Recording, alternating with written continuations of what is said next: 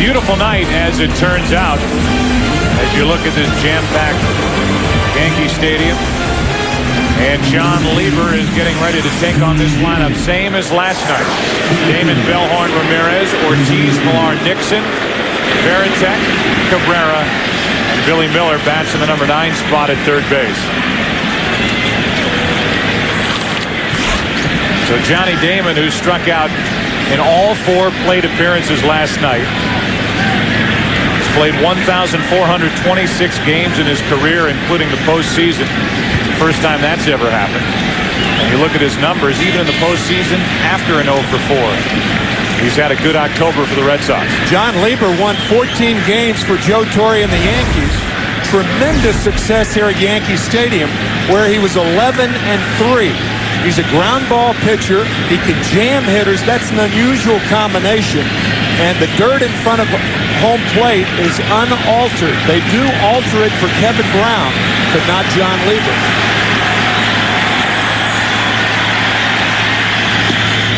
And a ball misses outside of Johnny Damon. Damon talked before this series about the importance of playing the Yankees in this LCS, saying if we should go on to win the World Series and would have played Minnesota, people would have said, yeah, but we didn't beat the Yankees to get there. So they get the Yankees, and the Red Sox trail 1-0. There's a strike, 2-1. There's that statistic that Damon wants no part of ever again. So much to talk about with regard to Curt Schilling. Damon is out in front. And a slow roller to Olerud. 1 out.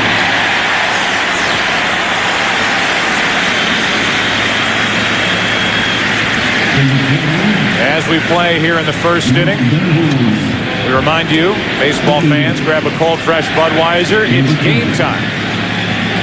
1 up, 1 down for the Boston Red Sox, and Mark Bellhorn will step to the plate. When we talked about that dirt right in front of home plate being unaltered, there are some teams with ground ball pitchers who keep it soft in front of home plate instead of hard, so you don't get those high bounding balls. A guy like Al Leiter, for instance. That's easy into shallow center. Jeter, 2 up for the Red Sox, 2 down. We look at how the Yankees cover the field with tonight's New York Yankees defense, brought to you by State Farm. Matsui, Williams, and Sheffield in the outfield. Olerud, one of the best defensive first basemen ever with regard to his fielding percentage. Joined by Cairo, Jeter, Rodriguez, Posada catching Mussina last night. Tonight it's Lieber. Same group, different guy in the middle of it all, and John Lieber is a guy that nobody talks about. Guy who sat out all of last year. Tim said, came back and was so good here at home, 14-8 overall.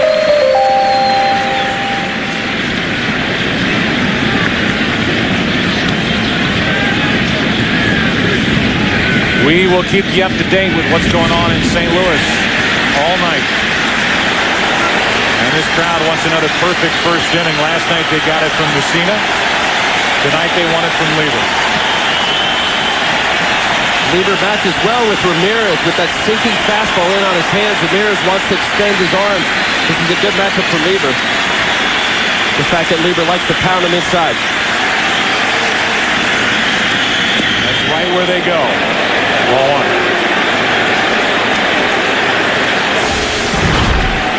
It's a purpose pitch. Up and in, 0-2. They've been doing it for 100 years. Normally, after a pitch like that, you'd see a slider down the way.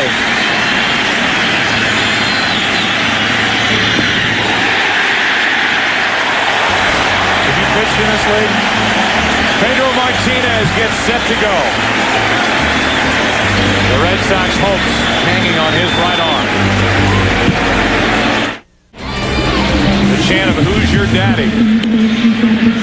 was heard from this big Yankee Stadium crowd, and Pedro stood out in the middle of all this and pointed up to the sky. And he'll take on Jeter, Rodriguez, and Sheffield here in the bottom of the first inning. And there are the regular season numbers for Pedro at the bottom. A Game 2 winner against Anaheim in the division series. 3 dynamite pitches, the tailing fastball, the changeup, and the breaking ball. He has an uncanny feel for hitters. But his September song was a bad tune. He's 0-4 in September. The three-time Cy Young Award winner. And a guy who has faced the Yankees 30 times. Red Sox 11 and 19 in those 30 starts that Martinez has made against New York. And Pedro starts it with the ball outside. Of all the things that they said about Pedro Martinez after that start in Anaheim, they all talked about his ability to still throw 93 miles per hour in the 7th inning. And I would say, Al, tonight, he's got extra rest. It's not cold. It's 60 degrees out. The elements are in Pedro's favor to have a big night. That's right. Potentially, you don't look at it this way, but it could be his last start, so you're really not holding back for anything. On 2-0, he lets it fly 94 miles per hour, and it's 3-0. The reason that it's important to maintain the fastball, 93 or 94, is to maintain that difference between the changeup and the fastball. But behind here, 4 in a row out of the strike zone, a leadoff walk.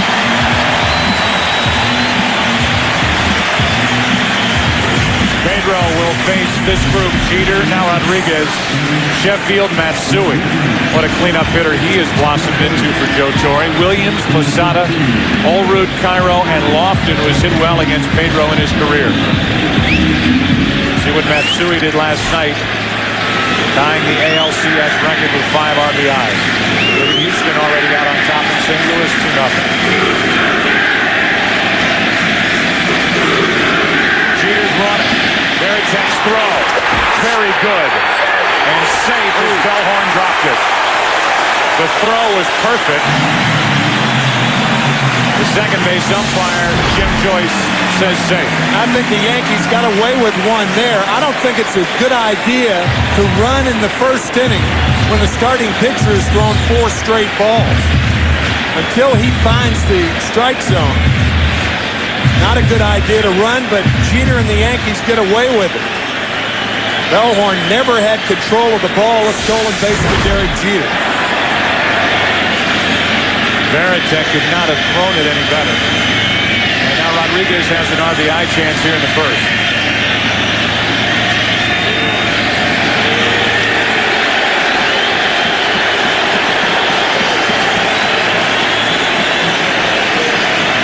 Just to make sure they're straight with their signs, and that got a reaction from the crowd as you look at A-Rod's career numbers against Pedro. Yeah, but that's a bad omen in the first inning. I mean, when you have to go out there with the first guy who gets on second base, pitching and catching is like a lot of things. There's a certain cadence and rhythm that goes to it, and that can upset the cadence and rhythm. A 1-0 to Rodriguez. Well, there's a communication with it, too. You don't know the scouting report or how they sit down before the game. But Veritek, many pitchers change their signs during the game, especially when you play against the same team all the time. And who knows, maybe he changed the sign. Maybe he wanted to go first sign after 2, and he changed it to first sign after 1. Dave Wallace is rocking in that dugout. Fans in these seats were ready to rock on a 2-0 count. Pedro has yet to throw a strike. 2-1.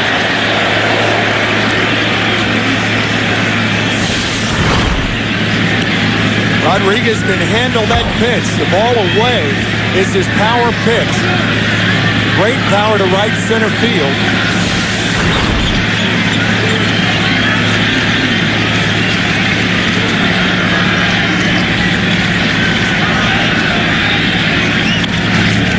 Two.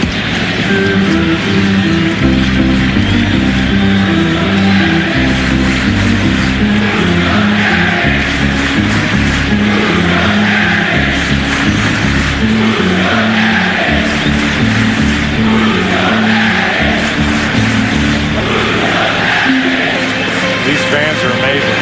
Joe Torre saying before the game, no quote gets left untouched. Somebody says something in the papers, finds its way into a chant here at Yankee Stadium. 2 balls, 2 strikes in Rodriguez.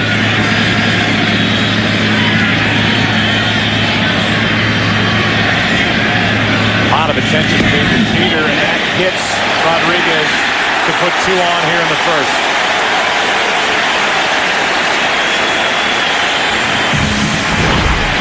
Because of Rodriguez's power the other way, American League teams try to pitch him inside. This one too far inside, and it looks like it hit the right wrist, just shaving the right glove of Rodriguez.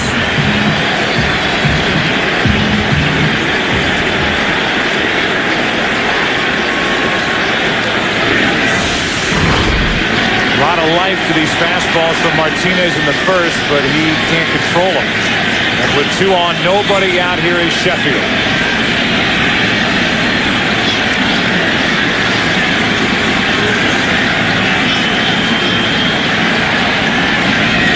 Into center field. That ball will fall for a hit. Jeter's coming to the plate. Damon's throw, too late. Yankees score first.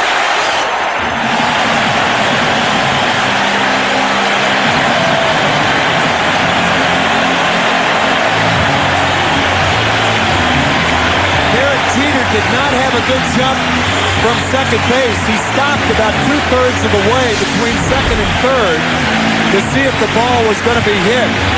See Varitek right there changing the signs. What Tim said earlier, that's not good. When you're feeling that already in the first inning of having to change your signs, you're thinking about other things other than executing a pitch. And it affects the way you throw it. Sheffield, who was drilled by Pedro Martinez on July 1st, took exception to it.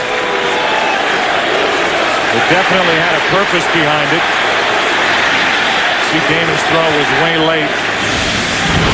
Sheffield saying, I'm giving him one free one. That's it. And he gets him here in the first inning to put New York on top. Now it's Matsui. And it's strike 1. Derek Jeter had to wait about 2/3 of the way between second and third. And the Yankees running on Johnny Damon's throwing arm.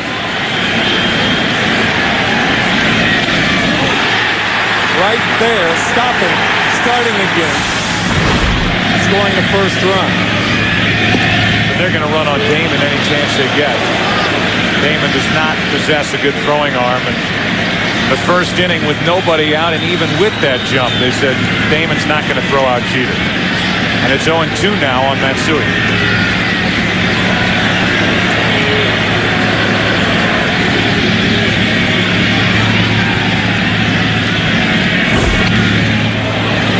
Spoiled it, still 0-2. Game break is coming as soon as we can find the right time to give it to you. Ernie Williams waits on deck.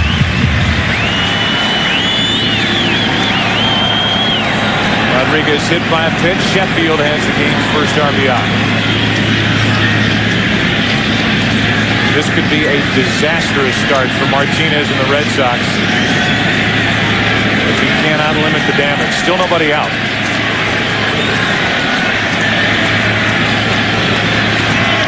And here we go again. Now, there's no excuse for this. Number one, in my opinion, why are you changing the signs? Nobody's been on second base. I mean, these things, you've had all day to go over stuff like this. What are you changing it from? It hasn't even started yet.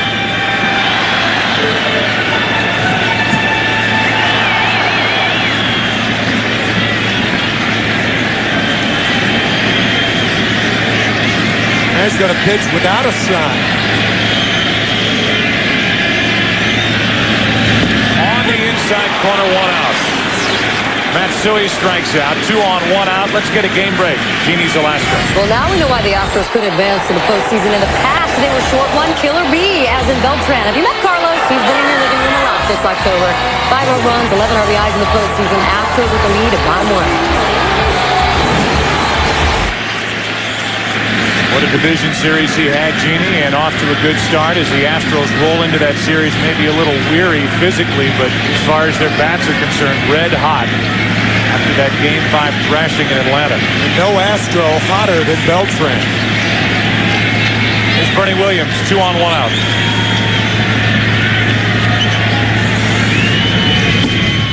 Strike 1. Let's go back to that strikeout pitch to Matsui. This is just a painted fastball in the inside corner. Maybe he got it. Looked like a good pitch to me. Say this, as far as velocity, jump, and life on the fastball, I know he's walked a hitter and he's hit a batter. But so far so good with regard to the stuff from Pedro Martinez. It's 0-2.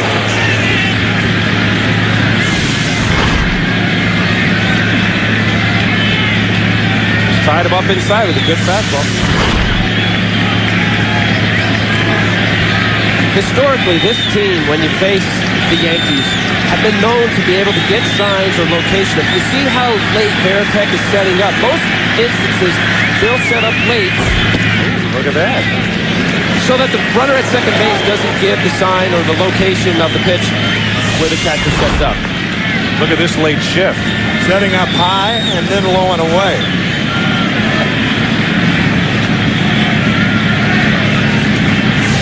So 2 on, 1 out, 1 ball, 2 strikes on Bernie Williams.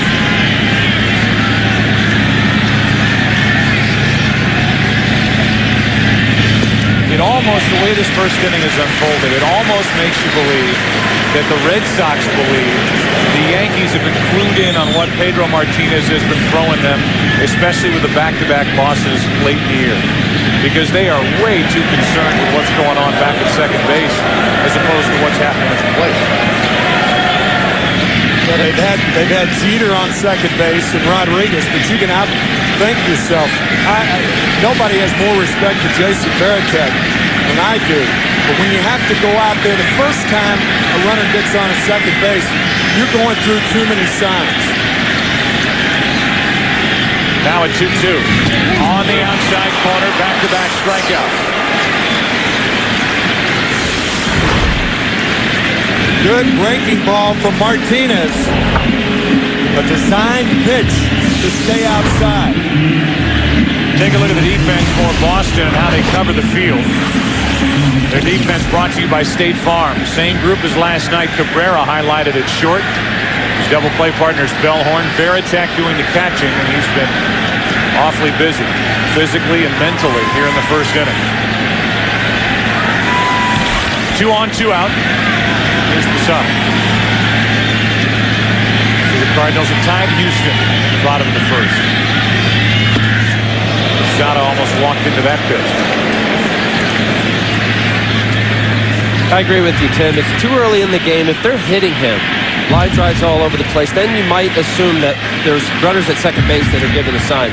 But right out of the jump street there, for him to start changing the signs every time. Yeah, you've had a walk, a hit batsman, and a ball hit by Sheffield off the trademark.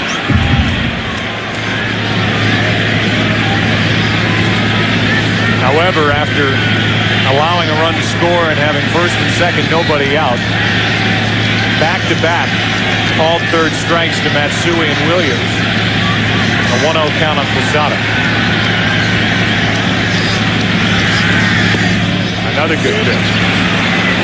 1-1. You like the stuff you see so far from Pedro Martinez, Al? Sure. How could you not? There's talk that his fastball was in 88, 89 range. He's throwing 94, 95 miles an hour with an 82-mile-an-hour changeup right there.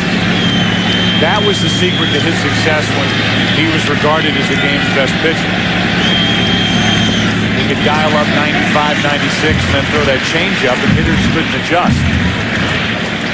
The count's 2-1 now on Posada, and again, Veritek goes out to the mound. I tell you, aircraft carriers don't have this many signs. Choppy seas.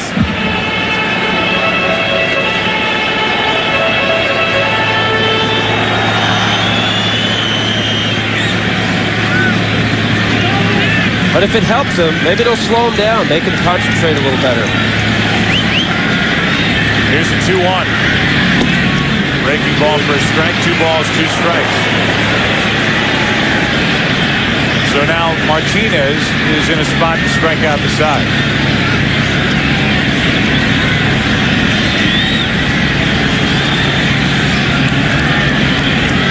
He can get Posada. He got to dart off the mound and be happy with what's happened in the first inning, even giving up a run.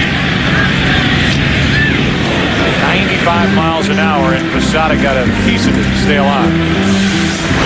They clearly feel that the Yankees are given signs, mainly location. They set up inside on the fastball early, and then you saw Veritek jump late on the outside corner. There's no question that the Red Sox think that in particular, Alex Rodriguez is given location.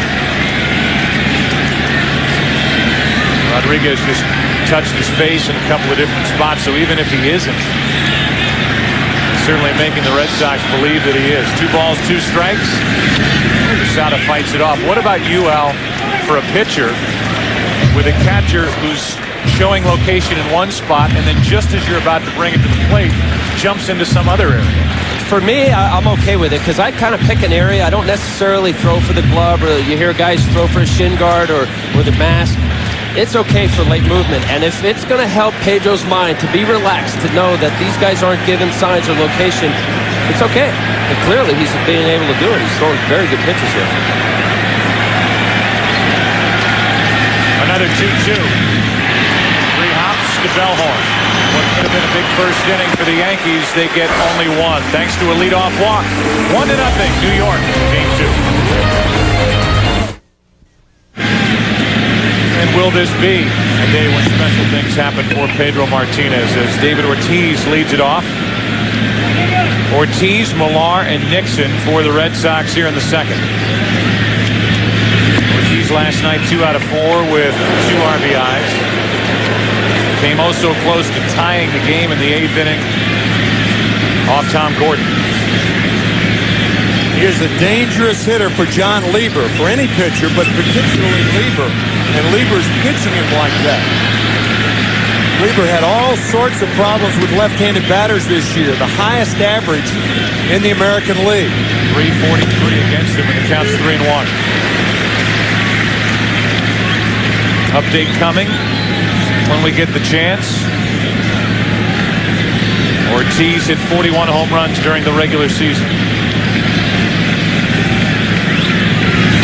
And he draws a leadoff walk. So Ortiz is on, and out to Genie we go with a game break. No lead save when facing the Cardinals lineup. We've learned this, haven't we? Especially when Albert Pujols has a bat in his hands. 2-run home run, 3rd of the postseason. Ties up the ball game. Everybody has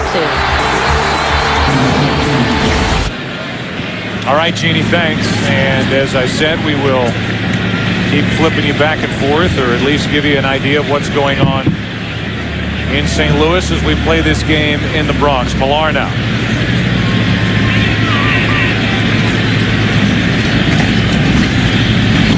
There's ball 1. The broadcast also available in Spanish by utilizing the SAP button on your television. Ball 1 to Millar. Last year it was cowboy up, to the point where if you heard that phrase, you wanted to get sick. By the end of the postseason, it's on and on and on. But that's what Millar does. Millar is kind of the emotional leader and the guy that everybody rallies around or goes to for a quote. This year he's called his teammates a bunch of idiots. Different mantra. From cowboy up to idiot. But he means it in the nicest sense. And he considers himself one. Here's a 2-0. Straight up to shoot. Jeter is there for out number 1. Well, we touched on it, and I think this is the time to talk more about the Schilling situation. We talked about it last night. Clearly, he wasn't right. And with the report that came out today, we now know why he looked the way he looked on the mound, with that sheath around the tendons behind the ankle being blown away, and him having that tendon flipping across the ankle bone and clicking with every pitch that he brought to the plate. And his status for not only the rest of this series but for the rest of the postseason is very much up in the air, and right now doesn't look good. Nixon takes a strike. They're going to try and find some sort of apparatus or some sort of brace that he can use that will allow him to have stability with that ankle, to keep those tendons in place and pitch. And if they can't find that, they're going to shut him down. 2 out here in the second at 5 o'clock today. Dr. Bill Morgan of the Red Sox had this to say. During the Anaheim game, had a subluxation or a tear of one of the tendons in his ankle, or the sheath that houses the tendons themselves. And so now the tendon is snapping over the bone. We've been working on ways of making modifications for that so that he'll be able to continue to pitch. And that's what they're going to try and do on the side and see if he feels okay. I think in one respect, they believe that the shot of Martin, that short-acting anesthetic, didn't give him the confidence with that ankle because he couldn't feel the pain. He didn't know what he could and couldn't do with it. So they may do without that his next time out. We'll talk about that when we come back. Veritek grounds out, and Lieber pitches very well after the leadoff walk. 1-0 New York.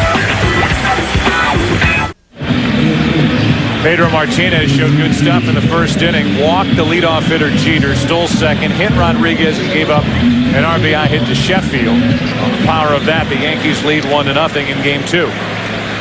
John Olerud, Miguel Cairo, and Kenny Lofton, the bottom three in the lineup. Coming up for Joe Torre.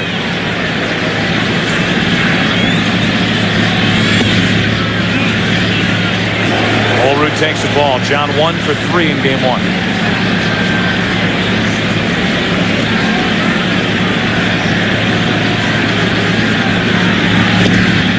One ball, one strike.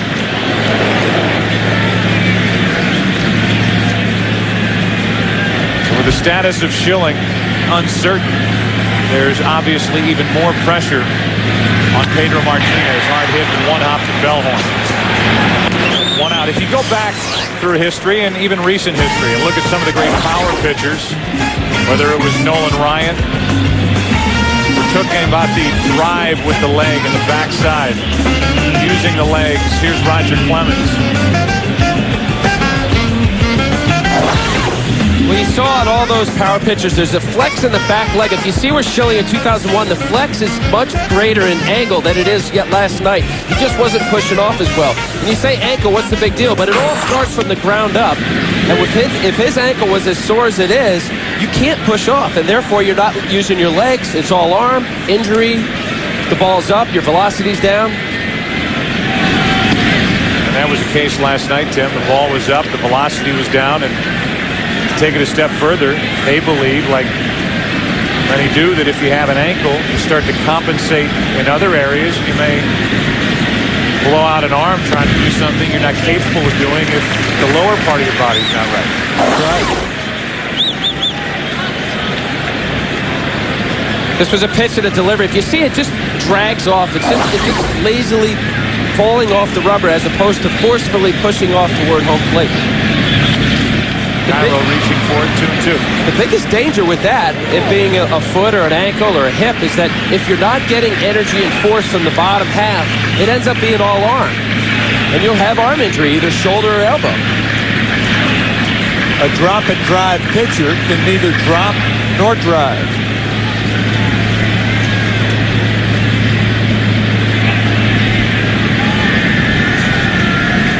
Cairo had a hit last night. That one takes off, full count.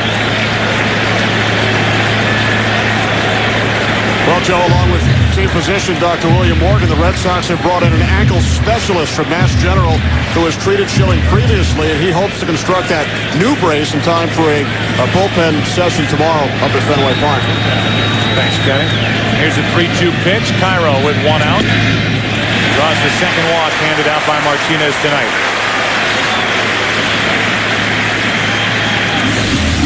For small in stature, Pedro's not as tall or heavy. He's a drop and drive. Pushing off, you can see the angle, not as much as drop and drive in the day, but you have to have flexion on the backside to be able to push. The foot in front of the rubber, pushing off, and there's flexion on the backside. He gets actually good torque and good push. Think of the delivery as a tightly wound spring, like a catapult. It all starts from the ground up, from your legs, your torso, your upper back, through your shoulder and elbow. It all works together. Kenny Lofton now with 1 on, 1 out. Lofton, a career .326 hitter against Martinez. That's why he's in there for his second straight night. And he adds to it with a base hit to center. So a 1-out walk, now a base hit. The Yankees are back in business, and Jeter will step to the plate. after wildness usually comes, regardless of the stature of a pitcher, comes fastballs in the fat part of the plate. You walk a guy, you can't be too fine. Lofton taking advantage of it. Sheffield took advantage of it. A walk, a hit batsman, a base hit. A walk, a base hit here in the second inning. Here's Jeter. He walked, stole a base, and scored a run in the first.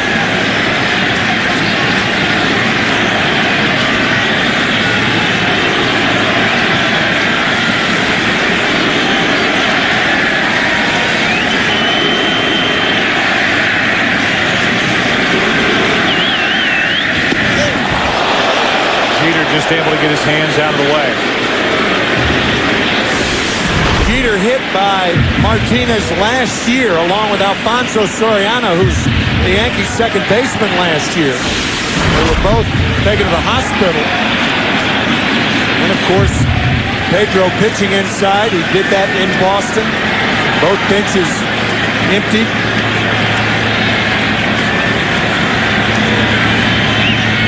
Here's a 1-0. Inside again. Keep referring to the "Who's Your Daddy" chant if you're not familiar with why they're saying it. Pedro Martinez, after losing back-to-back starts to the Yankees in September, said, "What can I say? I just tip my hat, call the Yankees my daddy."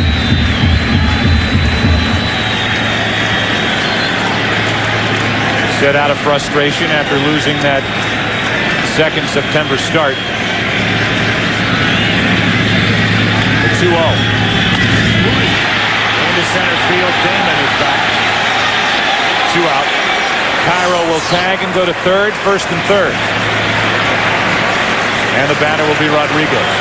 Throughout the LCS, we're going to identify a key matchup in the game and determine who holds the direct TV advantage. Tonight, we compare Pedro Martinez, his career against the Yankees, and John Lieber against the Red Sox this year. Won a 14-4 game. September, Lieber did against Boston.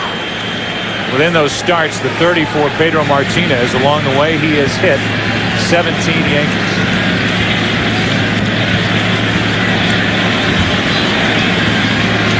He grazed A-Rod his first time up, so add another, make it 18. His 31st start.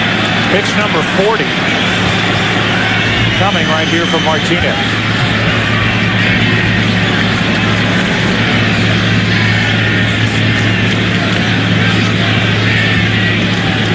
Postseason career at Yankee Stadium in the 6 games, a .519 average for Rodriguez.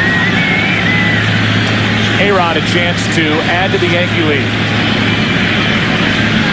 Runner at first, walk going, and a foul ball.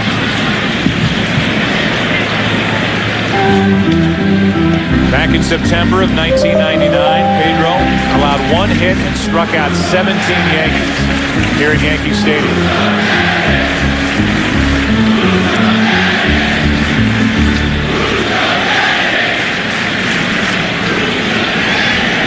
So it's not as if he hasn't had success against the Yankees. The 0-1.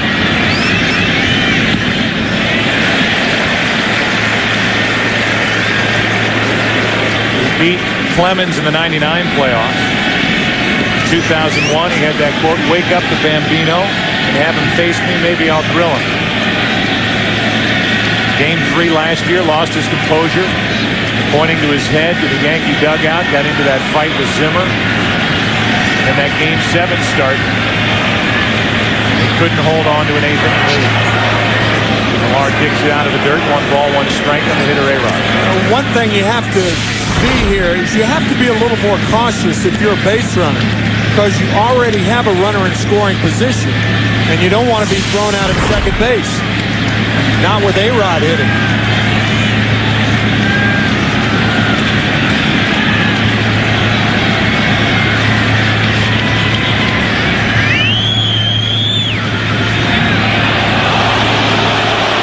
Step to third, look to first, and nobody moved. That's a move I don't think I've ever seen Martinez use. That's close to a balk. Yeah, he stopped and hesitated. That third to first, everybody in the ballpark says, it never works. what it is just making the runner at first have to wait a little longer. So if it is a base hit to right, it'll be much more difficult for him to get to third base. So keep him closer. Here's a 1-1. Good pitch, strike two. This is the Bronx, New York, game 2 of this ALCS. If you're looking for the Houston-St. Louis game, and you're watching on your Fox affiliate, turn to your local Fox Sportsnet regional network. If you're watching us on FSN and you want the Astros-Cardinals game, turn to your local Fox affiliate. That Cardinals-Astros game 2-2 in the top of the third. 1-0 Yankees here in the bottom of the second.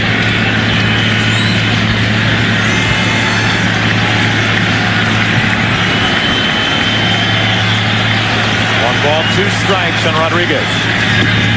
2-2. Yeah, that pitch just surprises me here. You see the infield playing the pull.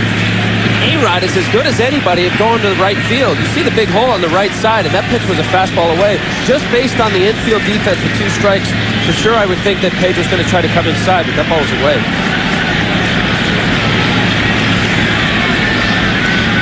And again, step to third, look to first.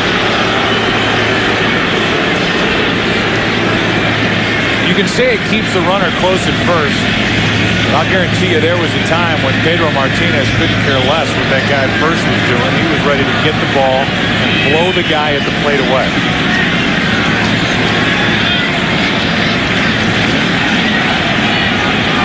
And now he's concerned with Lofton with 2 strikes on the hitter. And 2 outs.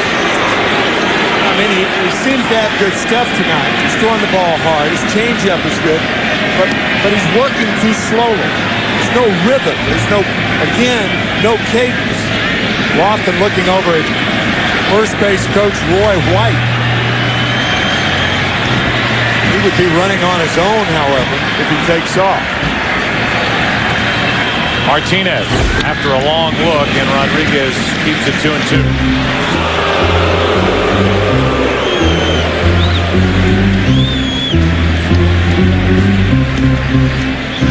96 miles per hour with that last fastball from Pedro. He has hit as high as 97 on our radar gun here in the first couple of innings, but his pitch count is up.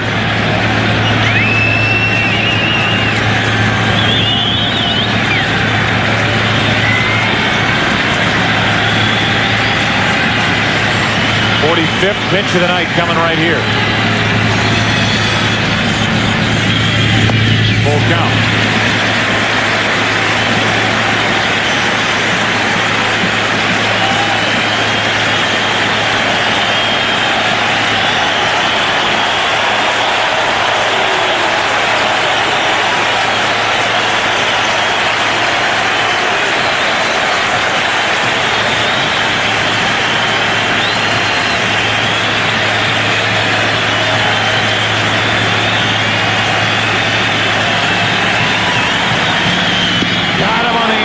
Corner. A-Rod was frozen on a 3-2 breaking ball that hit the inside part of the plate. 3 strikeouts for Martinez, 1-0 after 2. If you ask Terry Francona, the Red Sox manager, if last night's comeback, even though it fell short by the Red Sox, will carry over and give them any momentum in game 2, he says, well, I don't know. I mean, that's as good, and it's said all the time, as your next day's starter. We're down 8-0. That's not a good situation to be in. So far, it's 1-0. The Red Sox are looking to put their first rally together against Lieber, who's thrown well and out in front of Cabrera 0-2. Bill Miller and Johnny Damon will follow.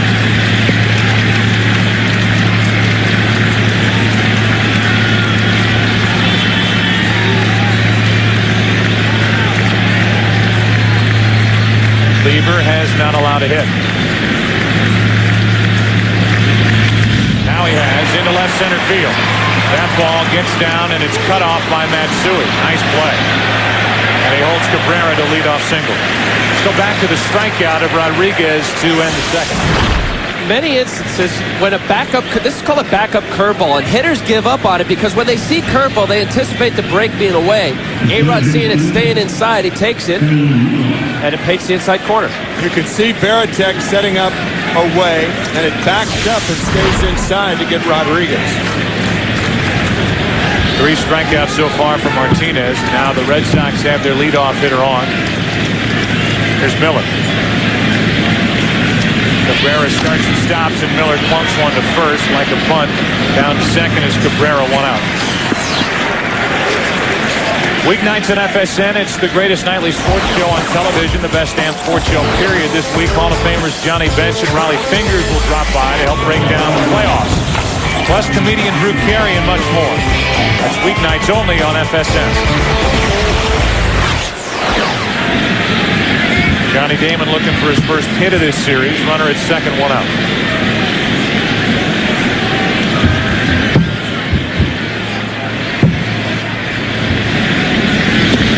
He's had some awful swing. What kind of swing was that by Johnny Damon? A guy with great bat control. Looked like his top hand just came off the bat. That's as bad a swing as I've ever seen Johnny Damon take.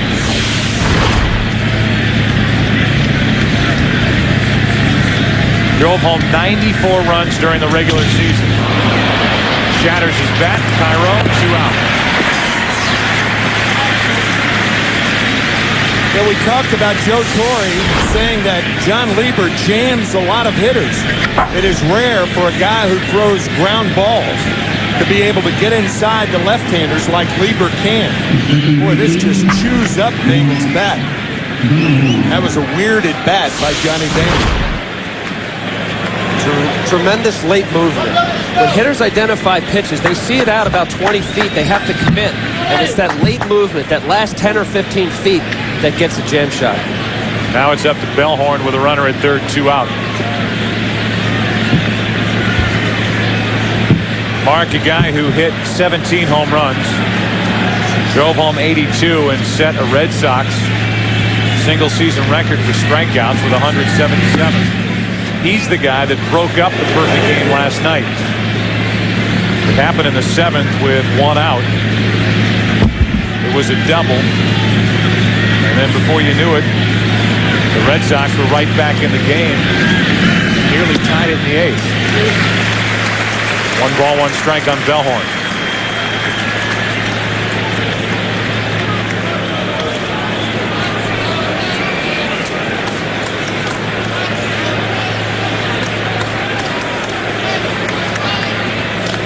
Bellhorn's jammed and he fouls it, strike 2.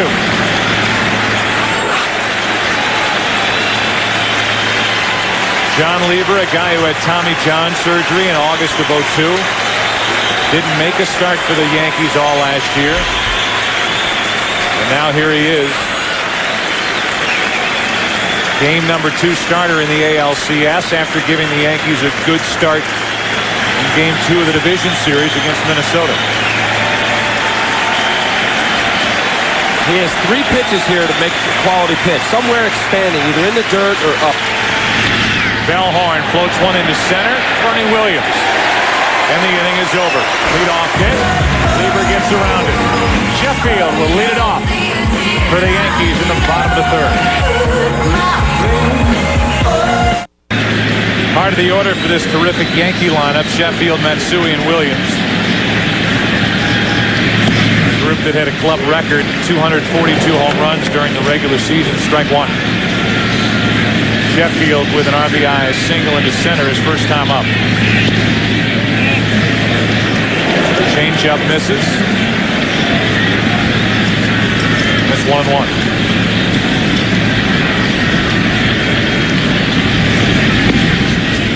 Just wide, 2 balls and strike. In his career against Pedro Martinez, these numbers for Sheffield.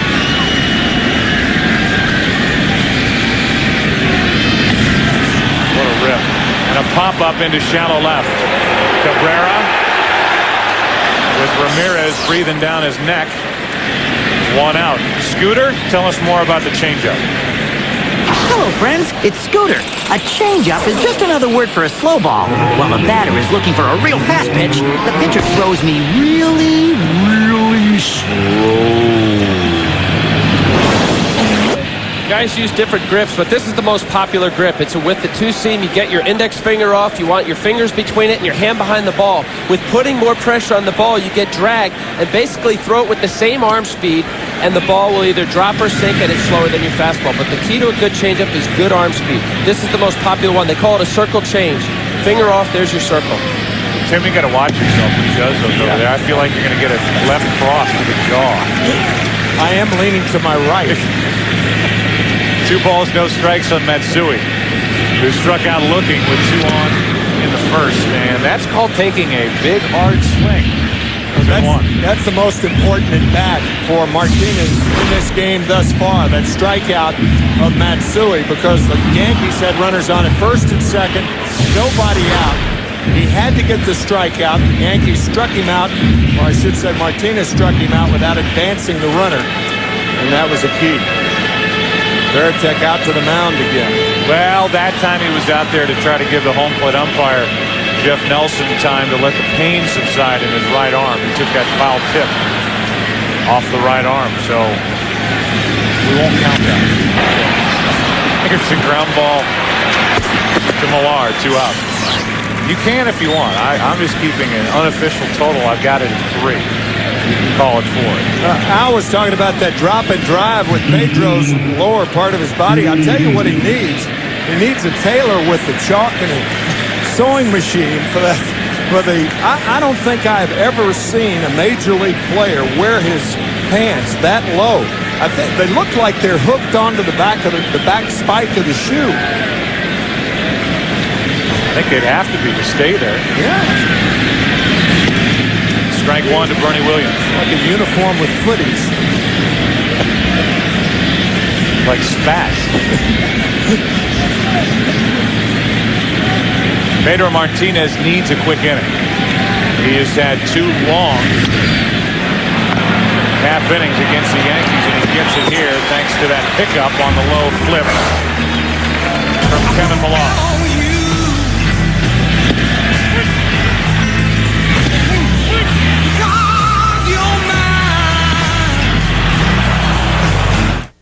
Manny Ramirez will be first up for Boston. Ortiz and Millar will follow against John Lieber. It'll be Bronson Arroyo for the Red Sox and Kevin Brown for the Yankees in Game 3 on Friday night at Fenway. Another pop-up. Ramirez floats it into right center field, and Bernie Williams hits it out number 1. Ramirez now 1 for 6 in this series to this point. Comes Ortiz. The Red Sox, the last time they were in the World Series, and I know you know this, Boston, but for the rest of the country, it was 1986. They lost the ALCS to Oakland, 88 and 90, and then they've lost twice to the Yankees since then, in 99 and 03.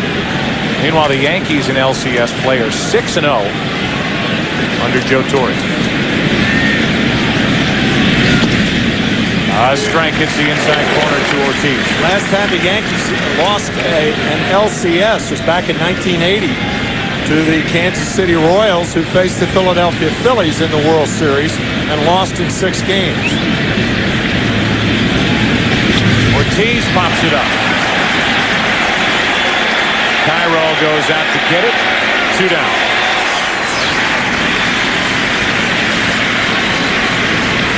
And with the bases empty, Kevin Millar will be the hitter for Boston as these 2 pitchers have settled into this game. That pitch was in Ortiz's slot. He just missed that pitch. Inside part of the plate and down. Posada wanted that pitch up a little bit more. He crushes that ball. That is his power. He just missed it.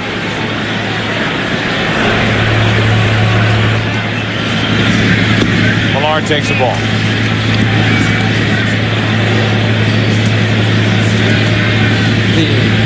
The idiot. Good inning. Hard to say. I mean, I know he calls himself that, but it's hard to even let that escape out of my mouth.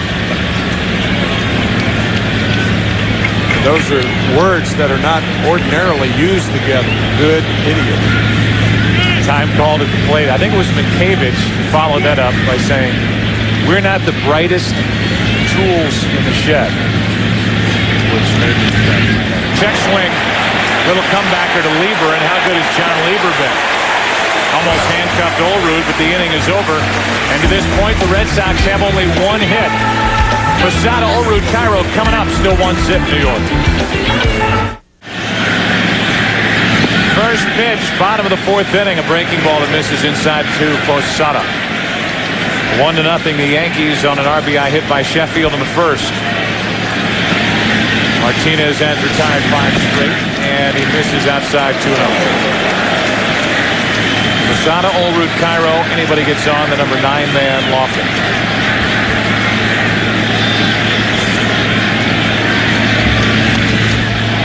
One. Houston back on top of St. Louis 4-2 as they play in the fourth inning.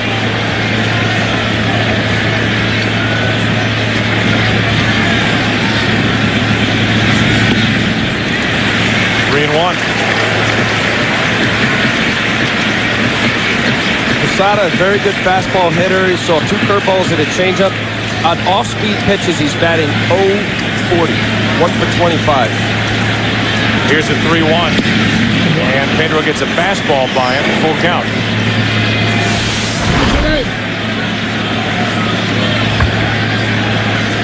Chases a high fastball. And now the 3-2 pitch. A leadoff walk. That is 3 walks.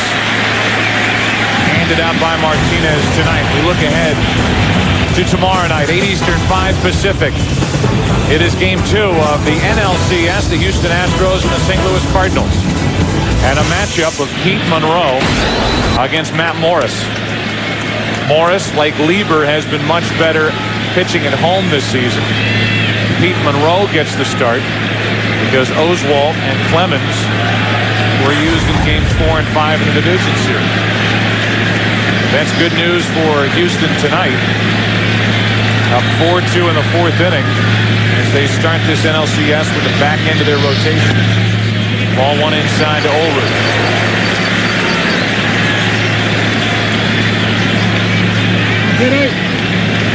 Olerud looking down to Luis Sojo, the third base coach. Perhaps a hit and run right here. Posada's not a fast runner, but the speed of the runner at first on a hit and run is not the important thing. It's whether the batter makes contact. 2-0. I guess that pitch was called high. Here comes Dave Wallace, the Boston pitching coach.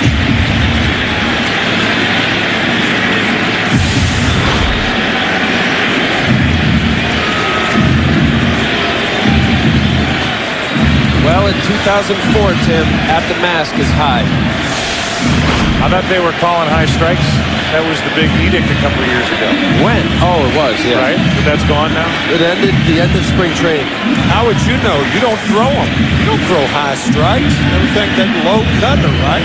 If I got it called strike, I'd throw it up there. John Olerud, 6'7". That's up. Even a begging pitcher like me, I'll say that's up. 2-0 is the count as Olerud watches Wallace stomp back to the dugout after visiting with Martinez. Run is scored in 42 of the 100 innings when a walk has been issued. 42% of the time a run is scored. It's happened one time tonight and 2 chances prior to this leadoff walk in the fourth. 2-1 now on Olerud.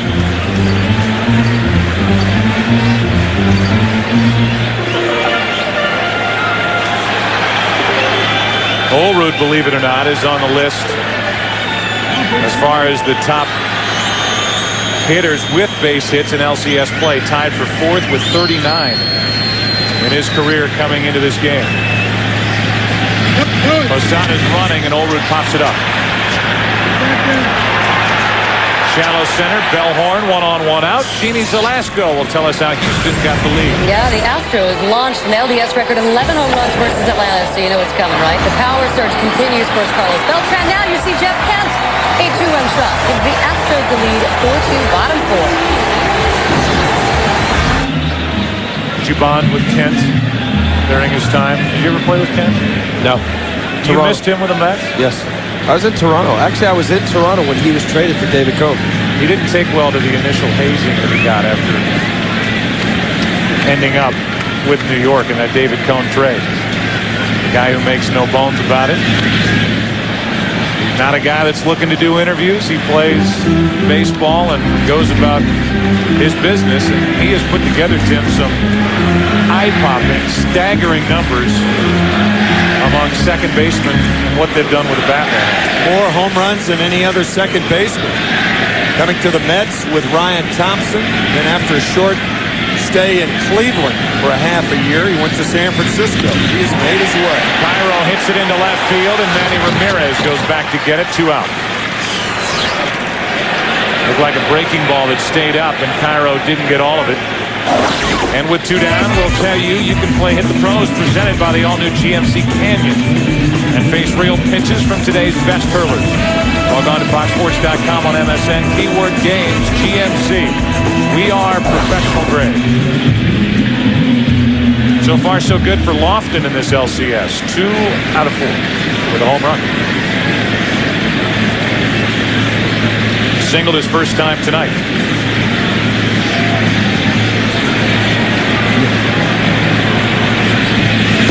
And a strike.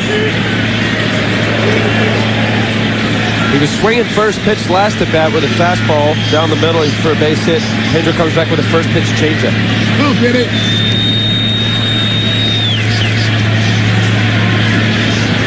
Now the 0-1. 0-2. After this game started with a lot of intensity, a lot of emotion, a lot of noise from the crowd, it has quieted down quite a bit at Yankee Stadium. Yankees got to Martinez, first 3 reached. New York has scored a run, but since then, for the most part, Martinez has shut down New York. Good news for the Yankees, Lieber's been even better. 1 ball, 2 strikes on Lofton. You rarely hear a raucous crowd in a well-pitched game. Last night, Messina was great into the 7th and then lost it. Tonight, Lieber's allowed only 1 hit through 4 innings. Lofton strikes out. The inning is over. That's 4 strikeouts for Martinez. And Lofton and Pedro give each other a look as they head off the field. Back after this from your local Fox station. Well, how good has John Lieber been tonight?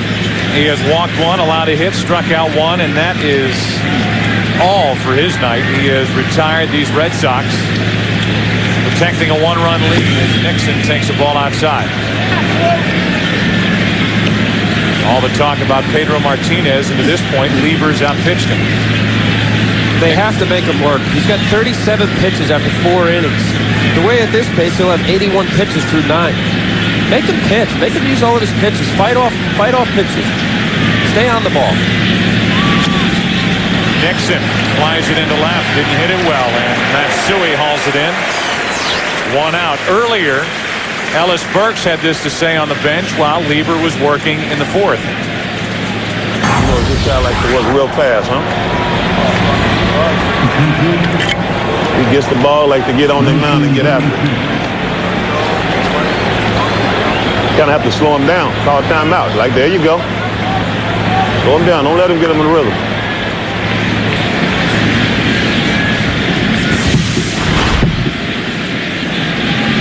Lieber now works to Veritek, who takes a strike.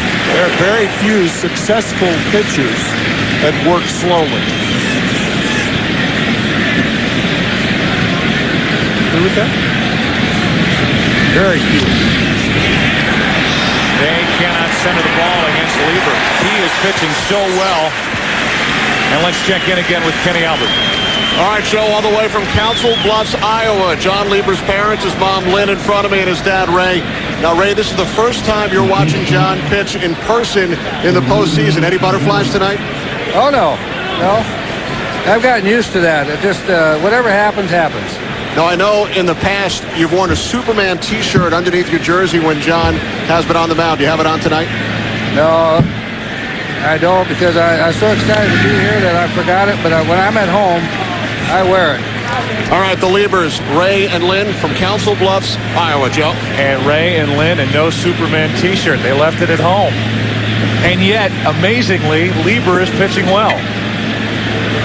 Somehow, John has persevered. The poor packing from mom and dad, and he has pitched a one-hit shutout to this point. 2 out, nobody on. Cabrera with an 0-1 count. Joe and Bunt taking a ball. Oh, John Lieber wearing the uniform of a former Superman here at Yankee Stadium. Roger Clemens wore number 22. You think of the prospects. If the Houston Astros beat the St. Louis Cardinals in playing either the Yankees or the Red Sox, how exciting it will be to see him come back to either of those ballparks. This crowd loves it with 2 strikes. 43 pitches for Lieber, and he is 1 out away from getting through 5. He's made it look easy against a very good Boston Red Sox lineup. 2-2.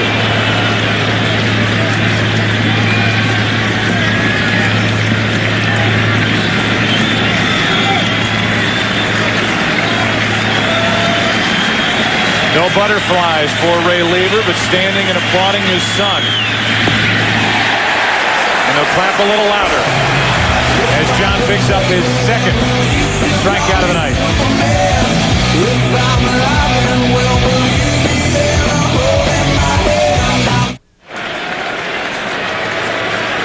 Nicholson makes it 2 nights in a row.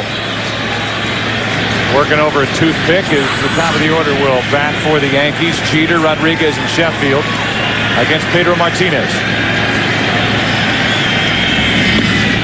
Martinez has struck out 4, walked 3, and allowed a run on 2 hits. Matt Damon here cheering on his Boston Red Sox. Sitting next to Casey, not Ben Affleck. The 1-0. Cabrera on 1 hop. 1 out.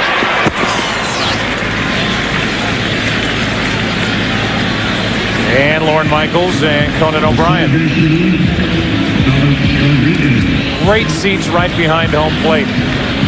And right in front of them, Alex Rodriguez stands in.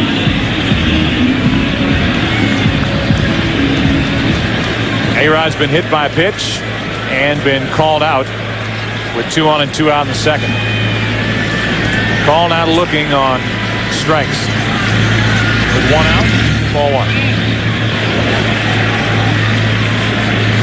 I think the question was coming in this game, how would Pedro Martinez pitch? Nobody bothered to ask the question, how would Lieber pitch and how would the Red Sox hit him? Miller can't get it there in time, and an infield hit for Rodriguez. You're handicapped as a third baseman because you have to play Rodriguez deep enough because of his power and the way he hits the ball with such authority. So on a ball hit like that, you really have no chance. Miller did all he could, 1 on, 1 out for Sheffield. Top of the 5th inning at St. Louis with Houston on top 4-2 in game 1. Here the Yankees lead 1-0.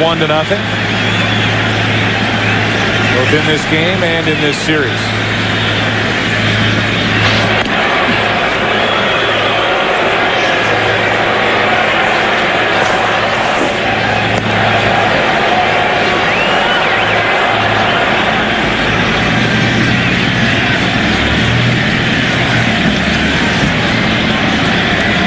Chef at the plate.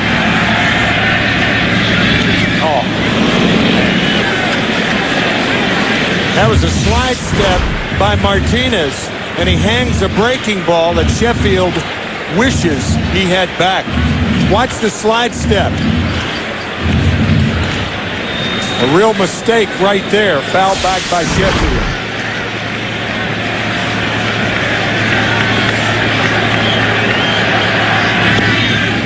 One and one.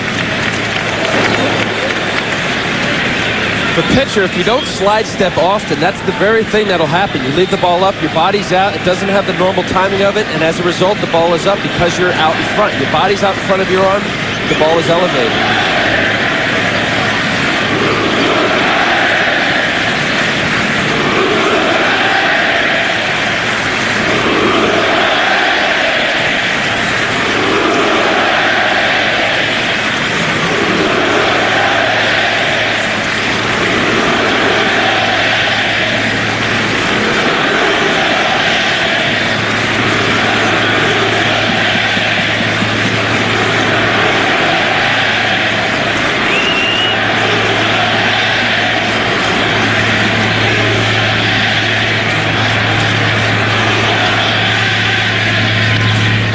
Sheffield. Now they're calling a foul ball at the plate. And Pedro Martinez ended up on the ground as Francona is going to come out and argue. The only way that's a foul ball is if it hit Gary Sheffield. Sheffield did not run right away. Usually that's an indication that it may have hit him, and it did. It hit him in the right knee. Rodriguez running. Sheffield wasn't, and usually that's an indication that the ball hit the batter. Martinez just saw his life flash before his eyes with Veritek about 9.5 feet away from him, unloading on a throw down to second base. Martinez had to go down to the dirt.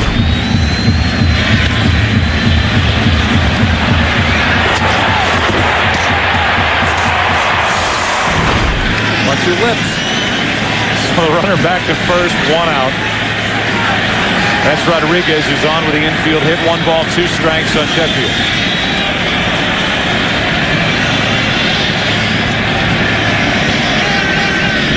And time called prior to the pitch. You can ask for time at home plate. You don't always get it, but in this case, Jeff Nelson granted time, and the count's still 1-2. Sometimes it's harder to hit with speed on the bases because pitchers like Martinez will make a guy like A-Rod wait, and that's why Sheffield called timeout. You're right, Joe. He's about 10 feet away. Now the 1-2. Sheffield holds up.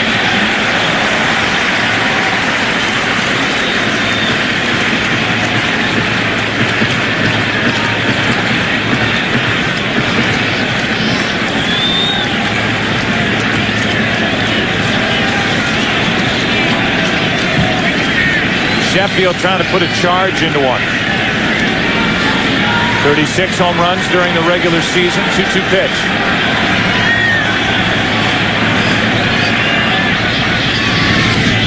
We just got a piece. That's what makes Sheffield so tough to pitch to. Here's a changeup down and away, and he's still able to nick it. Just get enough of it so that Pedro has to throw another pitch, perhaps in his area. The good hitters foul off good pitchers. Pedro, the last 3 deliveries, as you look at the changeup grip. You see the circle on his index and his thumb. Pedro coming to the set position for a while. Sheffield has hung in there, not called for time. The 2-2. 2 out, and he blew it right by the bat of Sheffield for his 5th strikeout.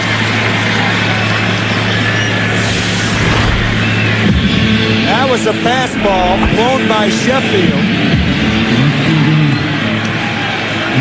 There's a fastball hitter, but because of all the off-speed stuff he has shown, he throws the fastball by. That changeup before set up that fastball down the middle. Here is Hideki Matsui. What a game 1 he had. 0 for 2 tonight. Struck out looking, then grounded out.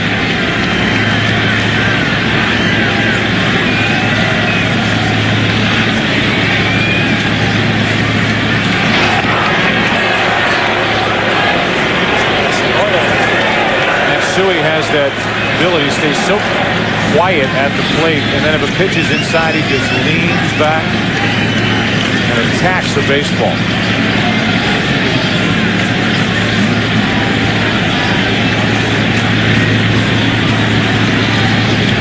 What a difference from Sheffield. It's all movement, and Hideki Matsui is almost frozen at the plate before the pitch is delivered. Last night, he wasn't frozen for long. Budweiser Fantasy Player of last night's ALCS Game 1. Matsui with his night. You can log on to foxsports.com on MSN.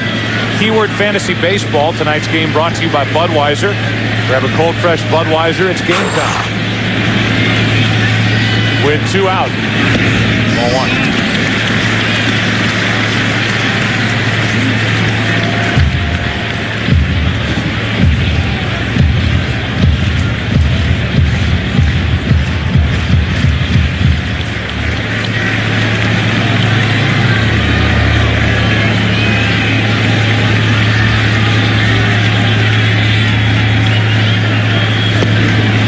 In front. 1 ball, 1 strike. It's a better running situation right here because you've got a left-handed hitter up. It's a lot tougher for a catcher to throw with a left-hander up there because you can't see the jump of the runner on at first base. Right-hander, the view is clear. It'll be the 9, 1, and 2 hitters for Boston in the 6th. Martinez trying to keep it a 1-run game.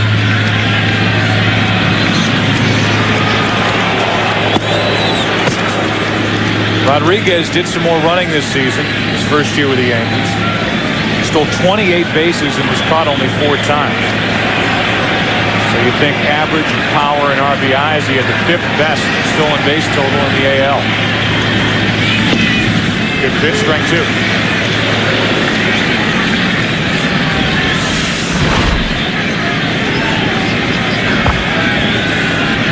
He's got the corner.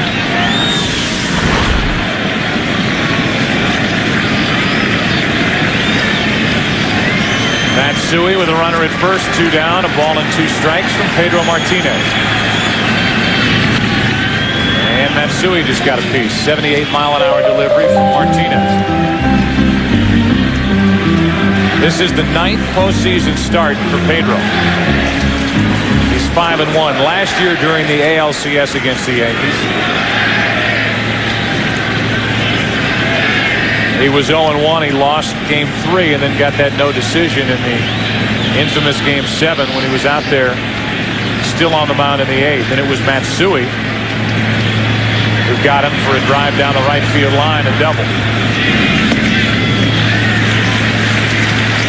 A lot of people don't remember that Giambi in that Game 7 hit 2 home runs on Pedro Martinez. And the Yankees obviously without Giambi this postseason.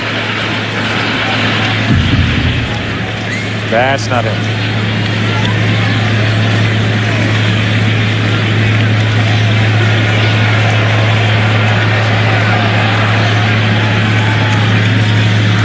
One on, 2 out, 2-2 pitch.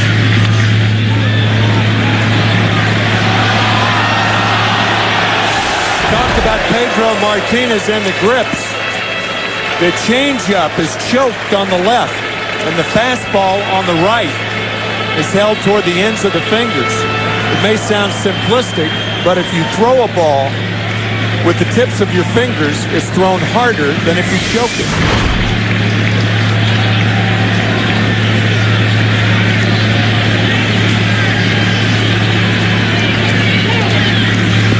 Pitch in the dirt. Varitek keeps it close as Rodriguez had bluffed, trying to steal second on that delivery.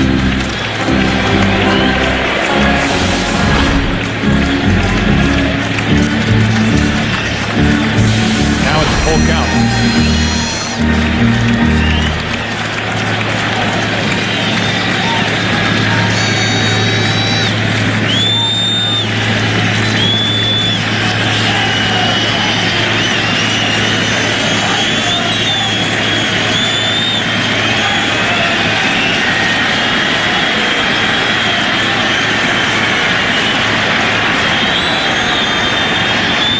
Rodriguez takes off, and Matsui fouls it. Tim, you remember a few years ago when we showed a close-up of Pedro Martinez with the release of the ball coming off the fingers and the amazing extension that he gets with the index finger and the middle finger as he releases the baseball. He's almost multi-jointed. Very long fingers for a man of his size.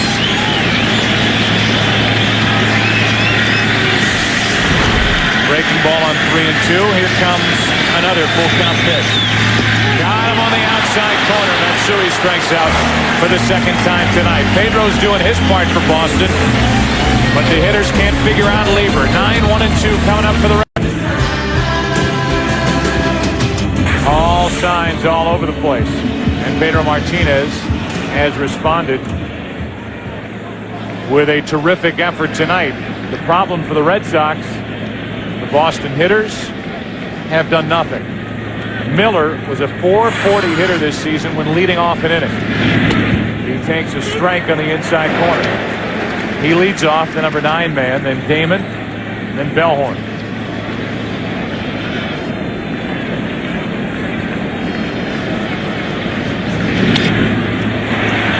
Seen a lot of pop-ups. That's a broken bat pop-up from Miller, 1 out. And with the bases empty, back to the top of the order, Damon. All we heard about were the question marks around the Yankee rotation coming into the postseason. They seemed outmatched in the division series against Minnesota. Thought the rotation for the Yankees was solid, if not spectacular, and so far in this LCS, from Messina's first 6 to Lieber's first 5 1/3, he's been phenomenal. And a huge start by Kevin Brown up in Minnesota. And he'll be the pitcher on Friday night. Here's Bronson Arroyo. Damon is all out of whack. Talk about a guy not picking the ball up. It's just a backdoor little cutter. What makes Lieber so tough is that it looks hittable, but with that late movement, they have to commit, and that's where they get jammed. With the ball being away, it looks further away. The ball is actually looking about a foot outside. With the cut on the cut fastball that he's throwing and the slider, he's got different depths to it. He's got different velocities. It's difficult for them to square it and also see where it's going to end up. A 14-game winner during the regular season. There's 0-2 to Damon. Just spoiled it. Former 20-game winner is John Lieber. He did that with the Cubs in 2001. And a couple of seasons ago had the Tommy John surgery. Missed all of last year. The Yankees signed him to a 2-year deal with an option for a 3rd. Smart move. 1 ball, 2 strikes on Damon, and that just missed.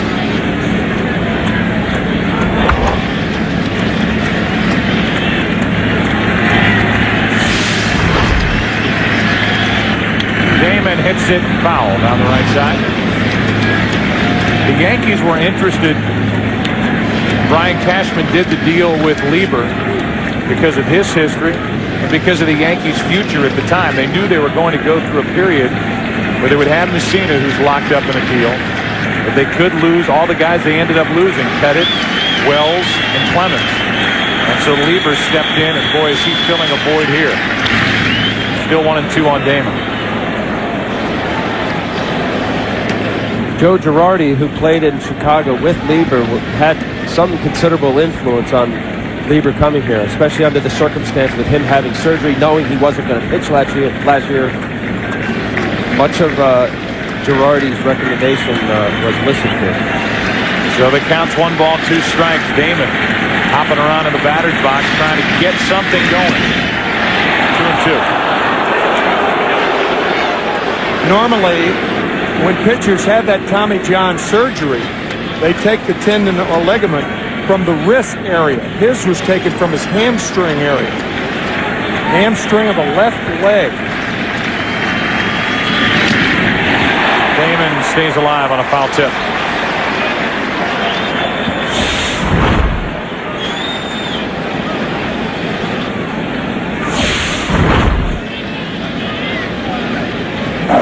going into that pitching hand, and now we look at the scar on the pitching elbow, the right elbow for Lieber. This surgery is so perfected, guys that come back from this are actually much stronger. The 2-2. Damon trying to spoil another, and that ball will get out of play. And Johnny Damon is the first Boston hitter tonight to make Lieber work to get an out. He has had an array of funky swings up there. Off the end of the bat, jammed. I'm surprised he still has the same bat he started with. This one off the end of the bat. Flat-footed swing.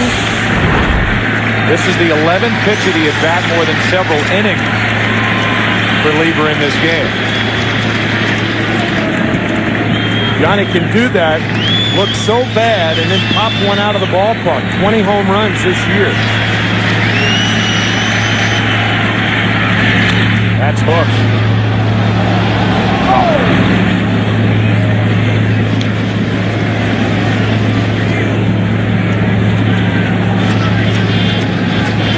With nothing else, Damon is accomplishing something here in this at-bat. With Bellhorn to follow, and then Ramirez. One out, nobody on. 1-0 Yankees in the 6th. And Damon has worked it to a full count. He was 0-2 in a blink. Johnny Damon playing a little game with a bat boy. Is he loose?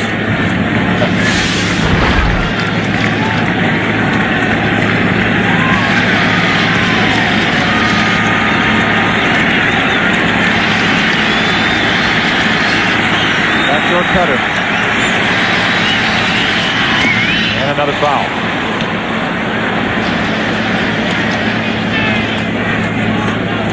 Gives you an idea of how much a pitcher can miss and still be effective.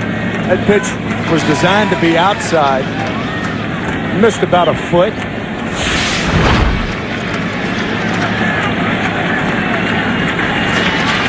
Open stance. Then he closes off and actually wants the ball up out over the plate. A good fastball hitter, David. With one out. Damon another foul.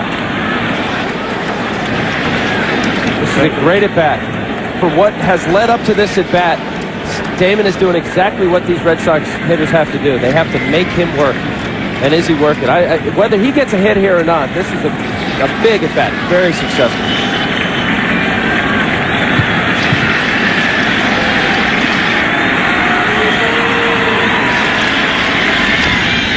Yet again.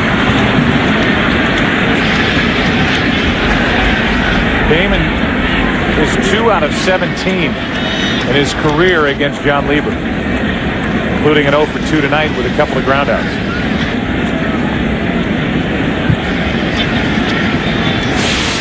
I can't wait to hear which one of you two is going to jump on the pitch sequence. Who can remember all 15? Go ahead, Al. Cutter, you're the new guy. Cutters, sinkers. He's going to throw a lot of cutters. He actually threw most of the cutters. Fastball in there. Yeah, now what? Fastball away. That pitch right there set up. The reason why he swung at that fastball was because the cutter's away. Fastball in. Again, Forget it.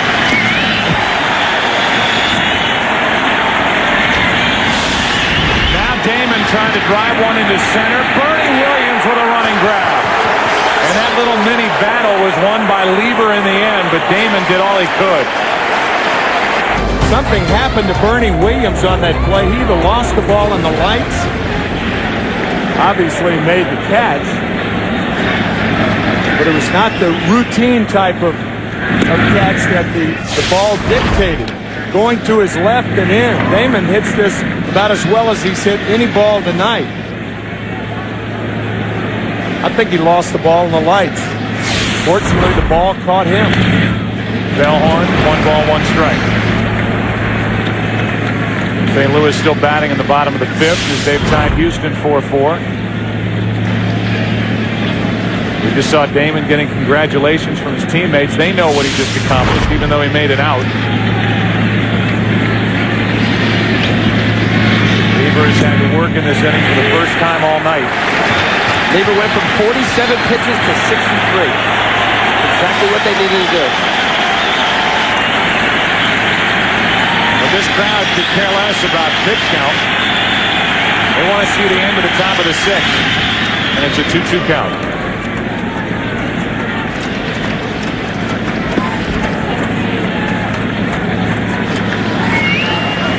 Bullpen is rested and ready to go for Joe Torre. And for the most part, even though the bullpen had to work the last 6 innings last night, nobody was stretched out for the Red Sox in Game 1. I was thinking the same thing. A 2-2 to Bellhorn. Full count. The Yankees have already gotten out of John Lieber what they wanted tonight.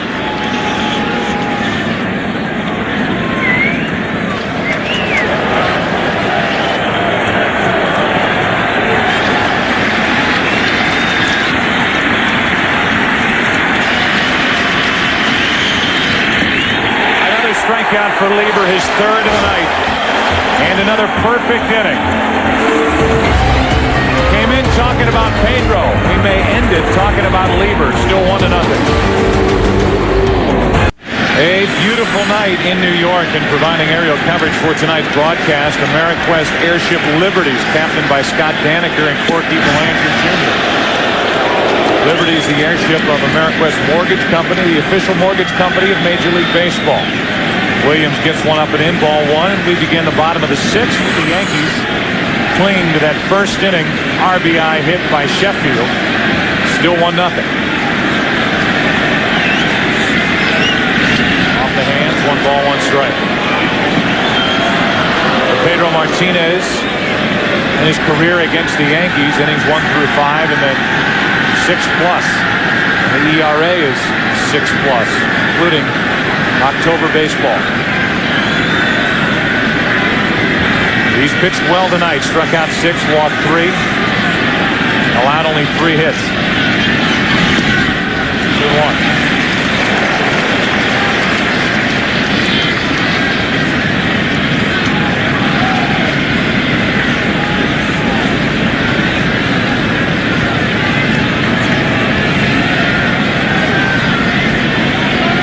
So far tonight, Williams 0 for 2 with a strikeout and a groundout.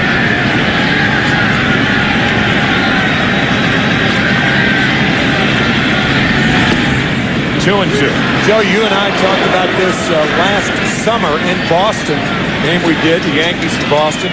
If Pedro Martinez retired right now, would he be in the Hall of Fame? And our definitive answer after looking at his numbers is absolutely. Here's a 2-2. Just missed the outside corner. It's a full count. 182 career wins for Pedro Martinez. You always hear that 300-win plateau is automatic entry, but stack them up against one of the best pitchers of all time. 3-2 pitch. Reaching for it was Williams, and that is out number 1. This is a fascinating graphic when you compare Pedro Martinez with Sandy Koufax's career record. The ERA almost identical. The strikeouts. How about the bottom line, though? Koufax 137 complete games. Pedro 42. And I know, Al, you're very close, and I've learned a lot from Sandy Koufax. I have. He's a special guy. He certainly knows an awful lot about pitching and a good man. With 1 out, first pitch is up and away to Posada. Jorge's 0 for 1 with a walk. He is really a baseball royalty, isn't he? Whenever you're around him, you feel it. You really do. You realize you're around somebody real special. 2-0.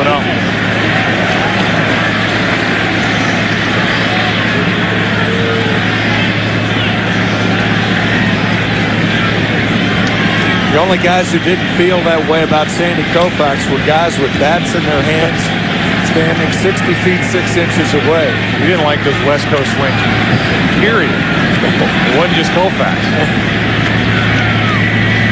With 1 out and nobody on, 2 balls, no strikes. Now it's 3-0. 100 pitches on the night for Pedro Martinez. That pitch right there shows you where Pedro is in his pitching as far as where he is with his stuff and what he recognizes as what he needs to do. 2-0 curveball in the 1-0 game. Changeup on 3-0. With a 3-0 changeup. Clearly very well aware of that this game could be won or lost on one pitch. Every single pitch is like a page of a book. And the one pitch prior to it has meaning for the next pitch. And so on. The 3-1. 3-0 changeup had meaning for the 3-1 walk. 1 on, 1 out. Let's check in with Jeannie for an update. Well, coming into tonight, Joe, Scott Rowland said his calf was close to being close, and that's close. The Cardinals' third baseman gets his first hit of the postseason, an RBI single scoring Larry Walker. Rowland 0 for 14 until that hit. It's a big one, ties the game. All right, thanks, Jeannie. We get a chance to keep track of that game in our Fox box, 4-4. Top of the 6th. Dave Wallace on the phone. I know, Tim, it drives you crazy. Goldberg takes the ball. When people focus on pitch counts, and that a hitter will tell you how well a guy's throwing on the mound, but the 100 pitch mark this season for Pedro Martinez has kind of been that benchmark where things start to go south. And that's why Mike Timlin is up and throwing. Pitches are different. Now, when from start to start, you're stronger sometimes. Sometimes your pitch limit could be 125, sometimes 90, sometimes 110.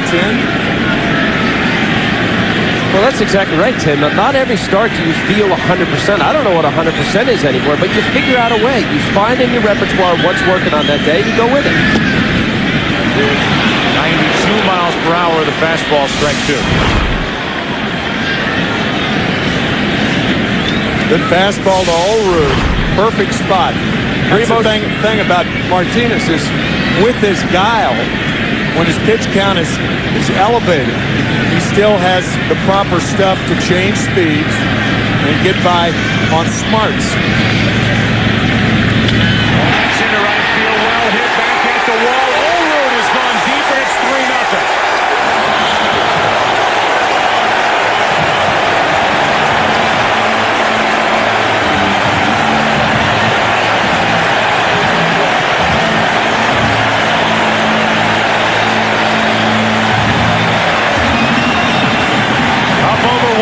Pitches, and he gives up his first home run of the night. A 1-2 delivery from Martinez.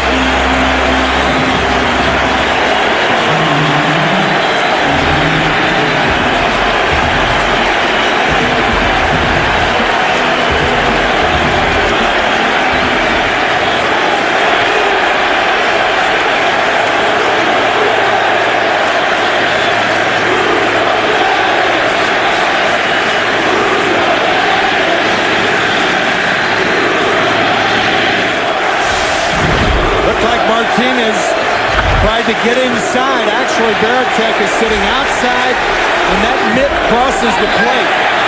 The pitcher is missed by a lot, and Martinez did, to the glee of the Yankees in their fans. And that look from Martinez of frustration as Olrud took the trip around the bases. And now Francona has to weigh what you do with Pedro Martinez. You know Terry would love Pedro to get through this 6th inning. He's facing the number 8 hitter. He's got Timlin ready to go if he wants to pull the trigger.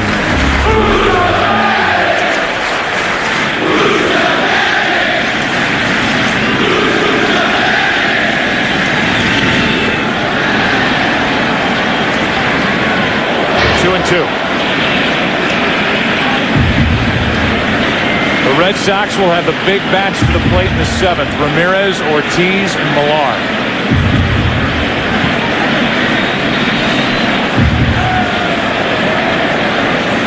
While Ramirez chases down that baseball to get rid of it, we give you this week's WebMD symptom checker. Focused on that right ankle tendon.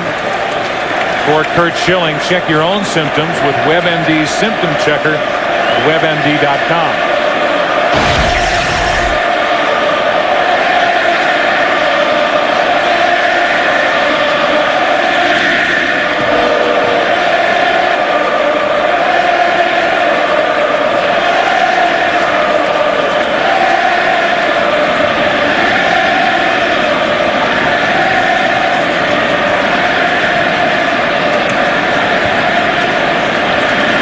A 2-run homer by Olerud and a 2-2 pitch coming to Cairo.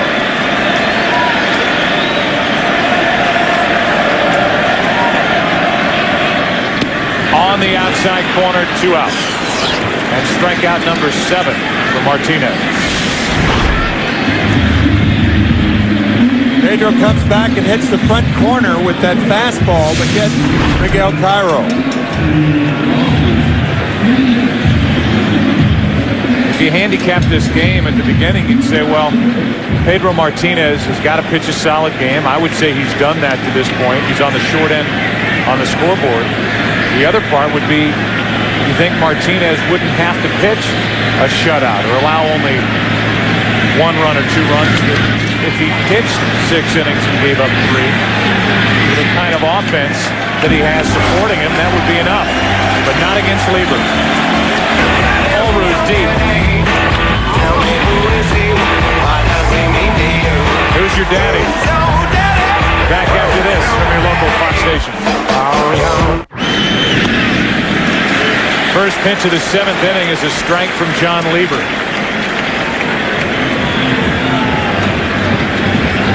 Pedro Martinez after that half inning.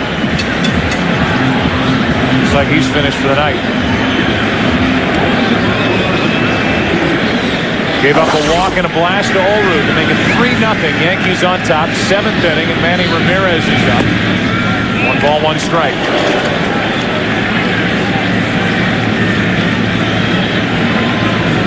If Lieber can get through a scoreless 7th, he will have outpitched Mike Messina's start in Game 1. Messina was perfect into the 7th, but then it unraveled. And you would think that Joe Torre would go to Tom Gordon and then Mariano Rivera. Lieber could fit this game right into that late inning formula for Joe Torre. He can get through the 7th. Jeter to his right. 1 out. Back to the home run by Olerud.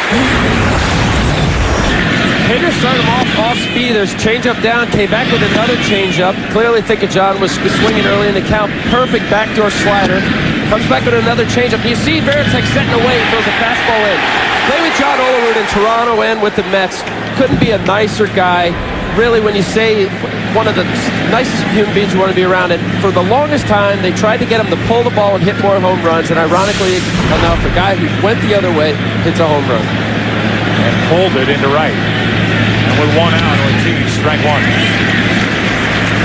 The top run-producing offense in the American League, the Boston Red Sox, during the regular season, still trying to figure out Lieber.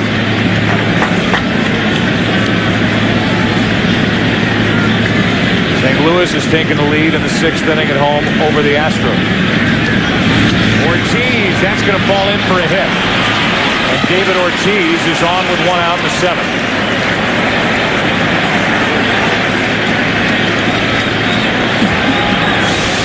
The Red Sox have waited to the 7th inning to get their hardest hit ball of the night. That was the same last night. Yep. When they came up with 5 runs on 5 hits, and it started with 1 out in the 7th. It was the double by Bellhorn last night and the single by Ortiz. Only the 2nd hit and 3rd base runner of the night for the Red Sox. Mel Stottlemyre out to talk. Action starts for the Yankees out in their bullpen, and let's go out to Jeannie for a St. Louis Houston update. You got it. Weak grounder to first. Now watch Jeff Bagwell worried about the batter, not really paying attention to the runner heading home. Yikes. St. Louis pulls ahead, and then Tony Womack. This one gets through, sends home a run, and now it is 6-5 Cardinals, bottom 6.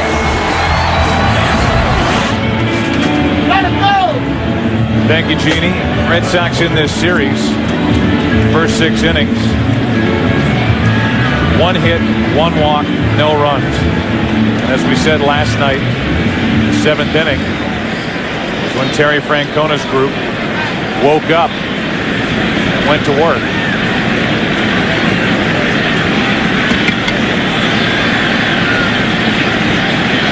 Millar now.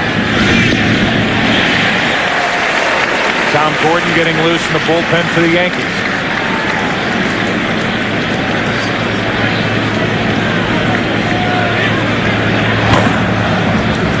There's Gordon ready to back up Lieber if he needs help here in the 7th.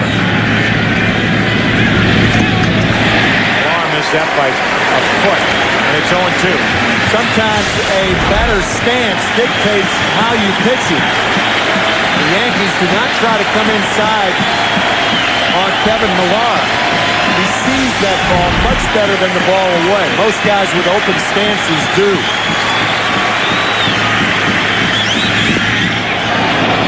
One ball, 2 strikes.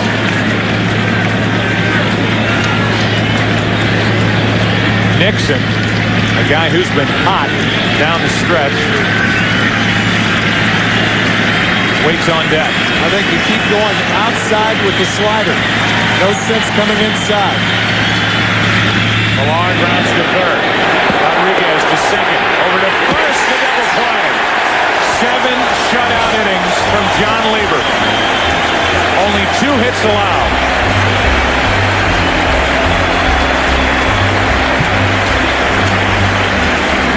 Nicely turned by Rodriguez and Cairo. New pitcher is Mike Timlin. 6 innings, 3 runs, 4 hits, a home run along the way, 4 walks, 7 strikeouts for Pedro Martinez. And if he gets a decision, he can only get the loss.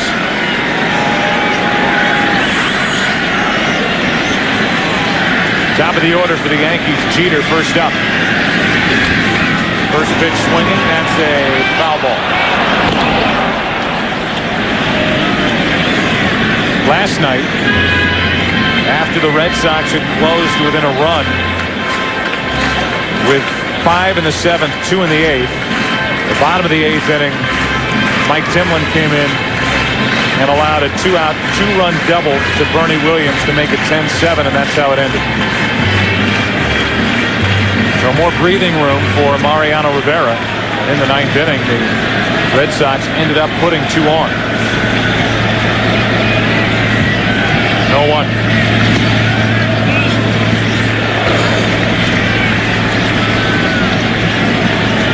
Timlin with the great sinker. He's always had that. He stays inside the ball. He's got a short stride. He stays on top of it and bores in on the right-handers. He stays in there pretty much the whole at bat. Occasional slider down the way.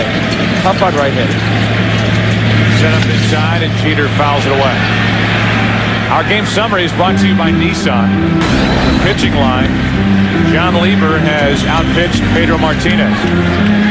Lieber has been fantastic. 2-hit shutout to this point. Olrud, a 2-run home run, his 9th career postseason home run. That made it 3-0.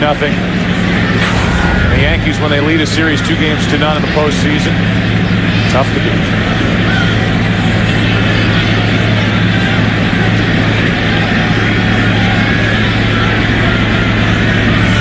Peter grounds to short. Cabrera. 1 out. Little musical recap. Our headlines.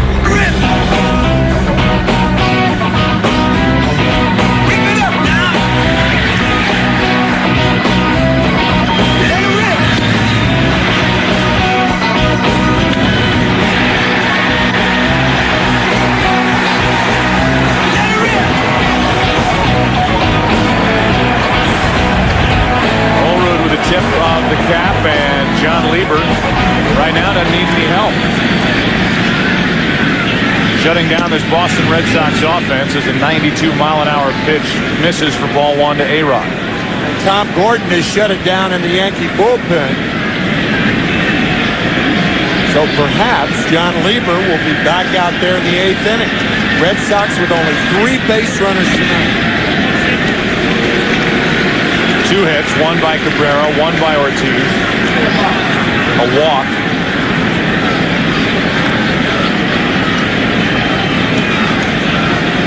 We look at Dad, Ray Lieber, Seeing his son pitch in his first LCS game. It's only his second postseason start coming off the start against the Twins. He's never pitched a more important game. Never pitched better. Diving catch by Miller.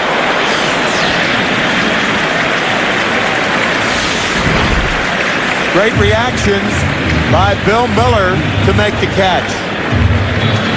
Game break. Let's check in again with Jeannie. Well, on most teams, the number 2 hitter doesn't do a whole lot to help the team. But hey, this new guy's pretty good. Newest member of the Cardinals, Larry Walker, infield single. Tony Womack scores on a throwing error. Walker 3 for 4.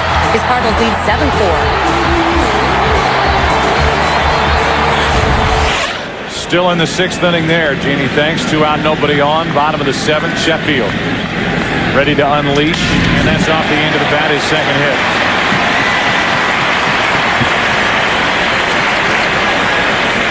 Two out of 4 is Sheffield, and now 5 out of 8 for this series. With Matsui coming up, Terry Francona is going to go back to his bullpen and call on Embry.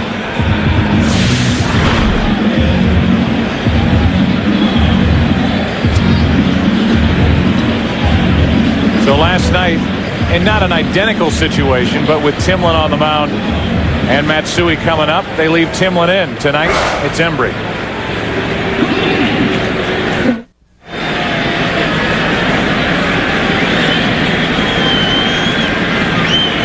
Mike Timlin saying that was ugly to the camera. He gave up the 2-out hit to Sheffield and now hands it off to Alan Embry, trying to finish off the 7th inning. Hideki Matsui stands in his way. Matsui, a huge game 1. He's over 3 tonight. And fights it off and floats it into left for a hit. And it's 2 on, 2 out. With Bernie Williams coming up. And a little chuckle from Matsui. They don't all have to be pretty. A hit's a hit. You know, left field here at Yankee Stadium is more spacious than left fields in other ballparks. Let alone Fenway. Obviously Fenway Park. Yeah. So Ramirez had a long way to go, as you see St. Louis 10-4 lead over Houston. And Keith Folk, for the 2nd night in a row, is getting loose. His team on the short end. Right now it's Embry against Bernie Williams.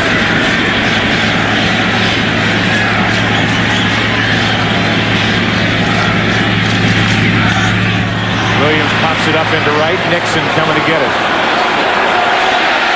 Inning over. 2 hits, 2 left. 8 left tonight for the Yankees. 8th inning rolls in. 3-0 Yankees.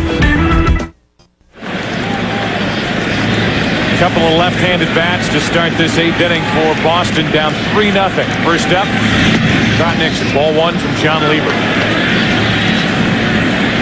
Joe Torre and Brian Cashman were excited to get Lieber, knowing that he would miss all of last year because it's a guy that doesn't walk anybody. As he hits the inside corner, 1 ball, 1 strike. He's a guy that keeps you in games, and when you've got a lineup like the Yankees boast year after year, you figure this guy's going to win a lot of games for you. And he won 14 during the regular season, and the Yankees are trying to win their 2nd postseason game this year. When he starts, Nixon is on to start the inning, and that might be it for Lieber. If you go back to the middle part of September 18th, John Lieber made a start against the Red Sox and got into the 7th inning with a no-hitter going. It was a 14-4 win eventually as he was matched up against Derek Lowe. We're about to hear a huge ovation. Ortiz took him deep that day. Torrey's going to go get Lieber here. What a job. And these fans know how to salute.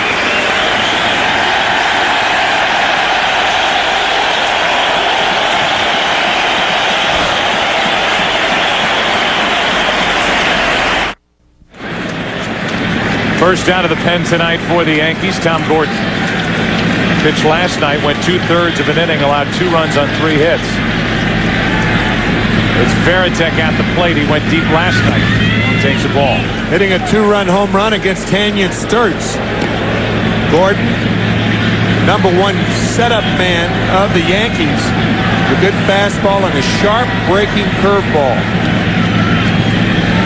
7+ from Lieber, who asked for the ball when he was relieved on the mound in the 7th inning. Game 2 against the Twins. That accomplishment, fighting his way all the way back from arm injury and surgery. As Gordon makes these fans groan, falling behind 2-0. A dangerous hitter, Jason Varitek. Was 0 for 36 at Yankee Stadium this season, then hit the home run and ended last night. 2 hits in his final 2 at-bats. 2-1.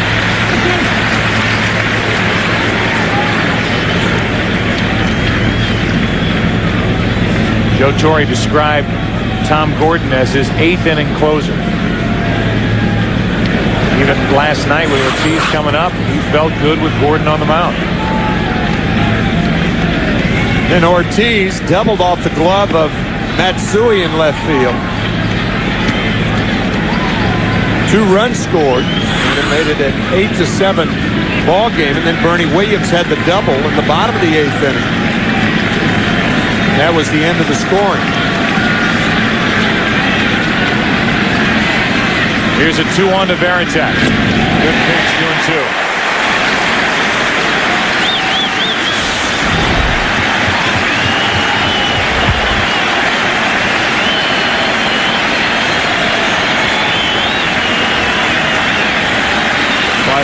Slider down and in. The pitch before that, Posada went out to Gordon and basically to calm him down and make him realize that making his pitches. And the pitch before that, why he came out, was a fastball that was supposed to be in. It was left out over the plate. It was 2-0, now it's 2-2.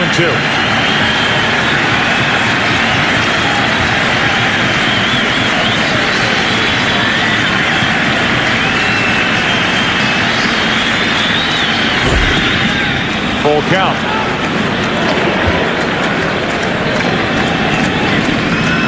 Red Sox trailing by 3. It'll be interesting to see whether Trot Nixon runs. Olerud is playing behind Nixon at first base.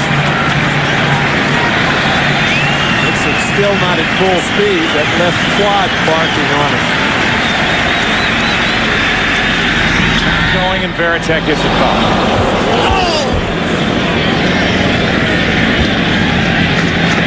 And Varitek needs a new bat. You really can't send him right here because Olerud's close enough where there might be a play at first base, and Nixon slowed by that injury. Nixon a leadoff hit, Chase Lieber. Varitek with a full count, dealing with Gordon.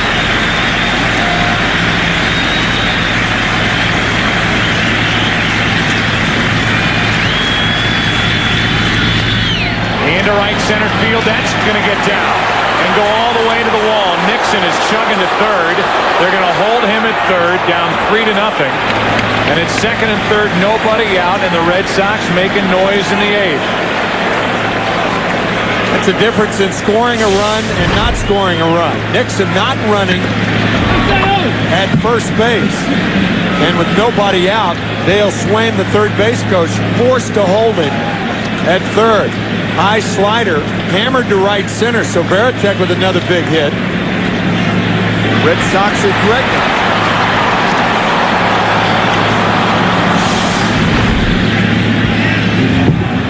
So they meet on the mound. Mariano Rivera continues to stretch, has not started to throw out of that Yankee bullpen. There's nobody out in the 8th. Beginning this weekend, Oscar De La Hoya and the next great champ are moving to their new home on FSN. 8 contenders remain to see who has the heart and skill to be a champion. The next great champ is now only on FSN. It's Orlando Cabrera coming to the plate. Cabrera came into this game, his last 49 games with Boston, a .319 hitter.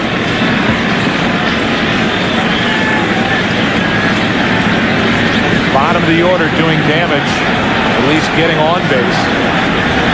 And Rivera has to crank it up here in the 8th inning again.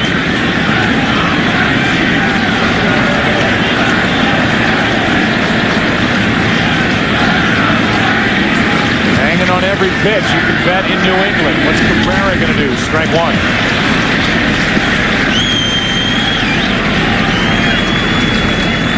Cabrera, very good fastball hitter. Gordon pretty much coming right at you with a good fastball. There was a first pitch slider.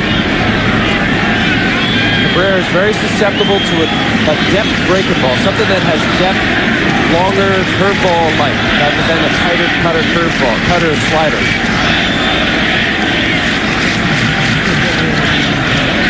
Gordon wants Posada to go through the signs again.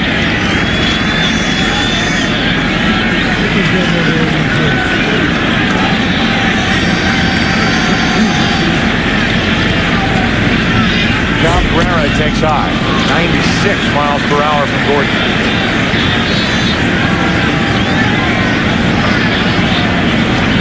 Largest deficit overcome by the Red Sox in the postseason. To win a game, 3 runs. They've done it 4 times, and they trail right now 3-0.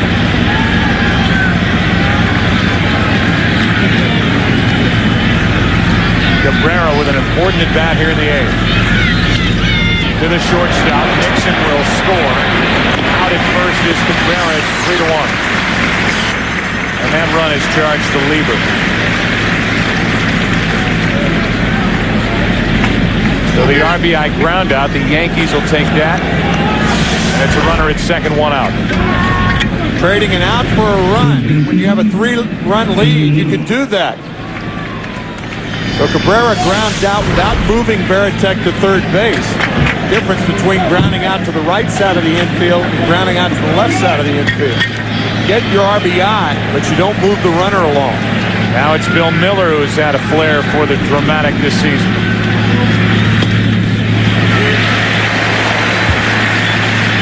Miller, the tying run at the plate, takes a strike. And he had a pitch to go the other way. It was a slider away, and he still pulled off of it. It was actually a good pitch for him to drive to right field.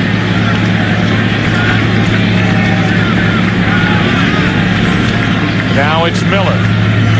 1-1 strike.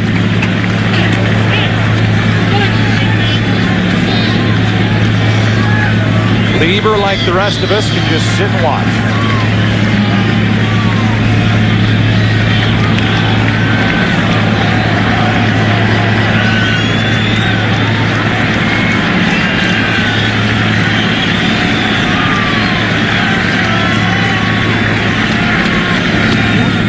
Gordon falls behind, 2-1.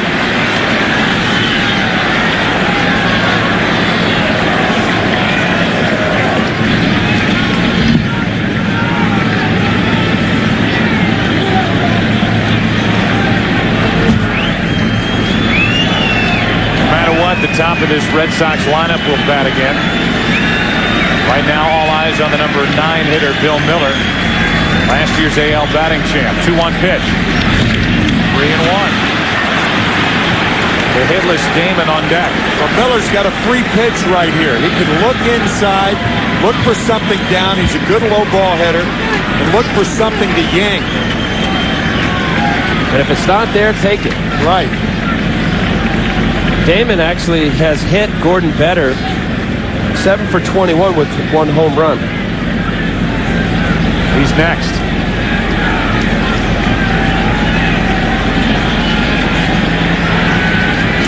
Sox with a lot of late inning noise so far in this series, but they lost game 1 and they trail in game 2 3-1.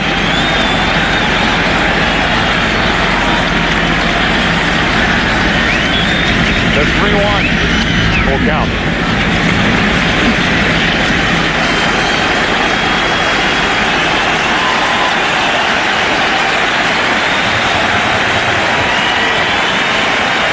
Gordon's got to throw a pitch that he knows he could throw for a strike quality in an area where Miller can't hit it out. Generally down and away.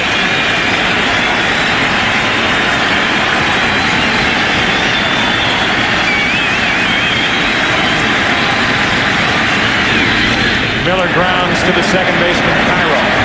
It's a big out, picked up by Gordon. 2 out. Veritek to third.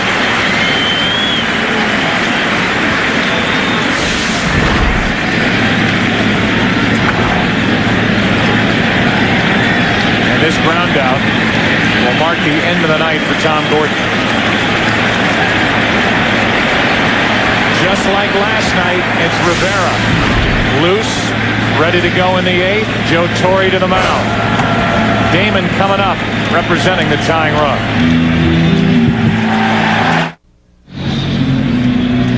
Close to the top of the hour, close to 11 o'clock in the East. We welcome you back to Yankee Stadium. Our producer, Pete Macheska, our director, Bill Webb. Joe Buck, Tim McCarver, Al Leiter with you. We are in the top of the 8th. The run is finally hope for Terry Francona's team. They came in trailing 3-0. It's 3-1. The starters this series, Schilling and Pedro for Boston. 9 innings, 9 earned runs. Combo of Messina and Lieber. Lieber was fantastic tonight. Pitched a shutout into this 8th. Tying run at the plate. It's Johnny Damon. Hitless in this series, facing Rivera. Ball 1. In the postseason, Rivera against the Red Sox 5 for 5 in save opportunities with an ERA of 0.64. That includes last night's save, a 4-out save. A shattered bat. That's a foul ball. That bat is in 8 pieces. It's in bad heaven.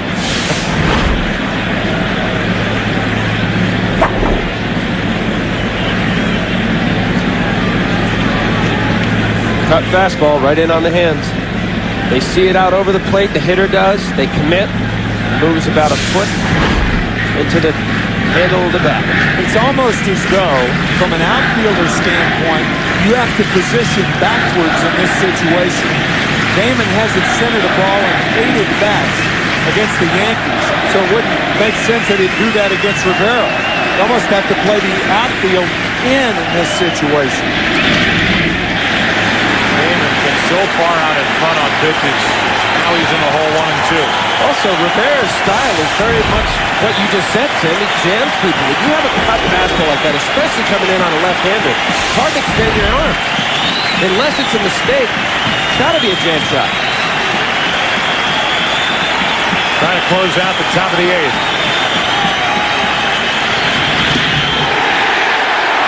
And that's a foul ball. Home plate umpire Jeff Nelson put his hands up late. It's almost as though Damon, on the backswing, knocked the ball to a position that Posada didn't have a chance to field it. The ball hit the glove initially.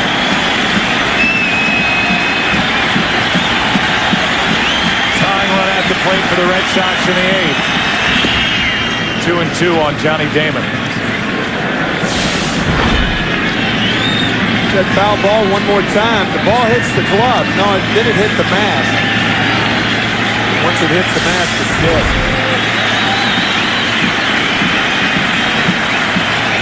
Damon, 20 home runs during the regular season. Takes strike 3.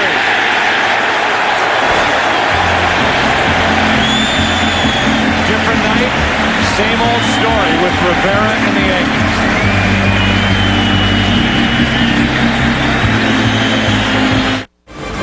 A 2-run affair, and Alan Embry is trying to keep it that way. 3-1 Yankees, bottom of the 8th. Posada first up.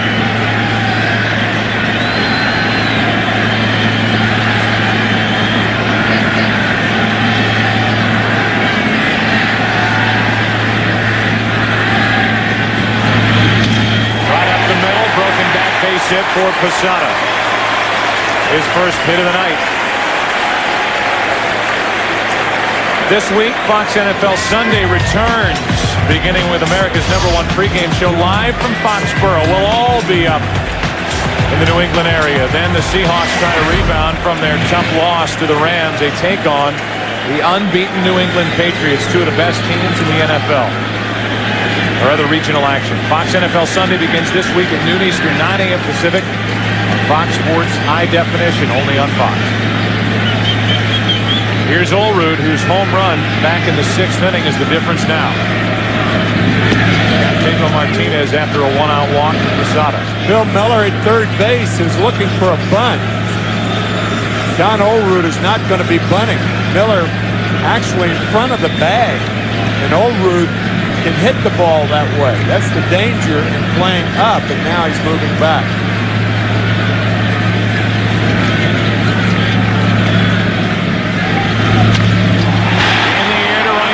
field. Damon back for out number 1. Didn't get all of that. He got all of his shot back in the 6th inning, which is at this point the biggest swing of the night.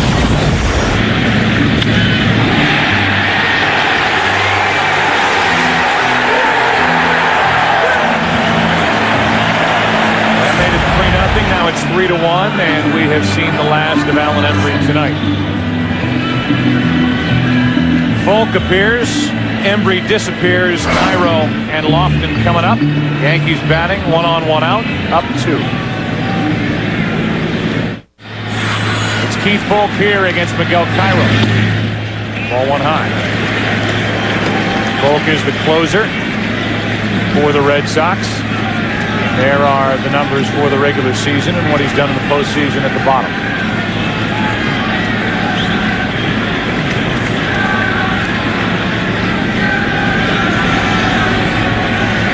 Shot at first with 1 out. Check. This move with Falk being in the game right now, assuming the score stays the same, you don't want your closer not having pitched for so long. And having him getting an inning in here is important with the off day tomorrow. Travel day tomorrow, and then we resume on Friday night at Fenway Park. Gets hit by the pitch. Put 2 on with 1 out. That was the furthest thing from anybody's mind. Looked like a changeup. Hit him on the left shoulder. That'll bring in Lofton with 2 on and 1 out. Assuming the Red Sox don't come back and win this game, and in my mind that's still an assumption with Bellhorn, Ramirez, and Ortiz coming up, even with Mariano Rivera on the mound in the 9th inning for the Yankees. The Red Sox would be down 2 games to none. There's a strength to Lofton. You know what the quotes will be from the Red Sox clubhouse after the game, being in that situation, and I, for one, I'm willing to accept that they're not going to be devastated. They won't like it, being down 2 games to none, but this group does not appear to be the type, the Red Sox, it will fold as they head back to Fenway Park on a check swing foul ball to make it 0-2. Obviously, you don't want to be swept by the Yankees in New York, but this group is a unique bunch, and you know they'll come out fighting on Friday night. There is no alternative. What else are you going to do? If you're down 0-2 or you're up 2-0, you have a job to do, and that's execute. Do the things in which a baseball player has to be at his best to win a baseball game. That baseball game. Bronson Arroyo is scheduled to pitch game 3. Lofton strikes out for the 2nd out. If the Red Sox ever have a chance to be demoralized, Bronson Arroyo and Tim Wakefield in games 3 and 4. They've had a double pop today if they lose this game. Not only losing the game, but perhaps losing Curt Schilling as the starter in game 5. They're going to work him out at Fenway Park. They're going to try to figure out some way to stabilize his right ankle to allow him to pitch in game 5. You brought up a good point in our meeting. You can make a case for the Red Sox just waiting until game 5, not putting him through the workout on the side to limit the wear and tear on that ankle and see what happens in game 5 and have an alternative ready. Derek Lowe would be the alternative. There are many starts during the year where you just don't feel as good physically, 100%, 50, 70%, I don't know what it is, but to have the work in between the 5 days, for what? You know it doesn't, it hurts, his ankle hurts, why are you going to put some strain and stress on it knowing very full well it's not going to help? 2 on, 2 out. Cheater takes a strike, it's 1-1. What they will say, and what they did say, is we just want to make sure that it's even realistic, and if it isn't, if they can't figure out a way to stabilize and support the ankle, they will shut Curt Schilling down for the rest of the playoffs. be an option. The 1-1. 2 balls and a strike. I think it's one of those situations where instead of Schilling pitching between starts, it's more to see how he pitches with that plastic sleeve on his ankle. Because the one he had on last night did not support the ankle. They'll try something different tomorrow. Here's a 2-1 to Jeter. 3-1 with Rodriguez next.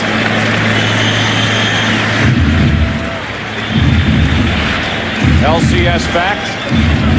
Team down 2-0 has lost 13 straight series.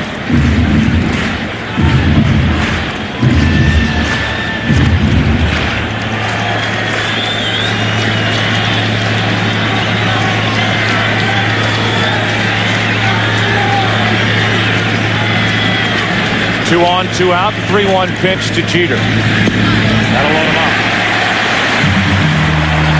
And just like last night, the Red Sox trying to hang in, knowing they have their work cut out for them with Rivera in the game, cannot obviously afford to fall any further behind. And it's going to be a matchup of Folk and Rodriguez. See if it stays 3-1.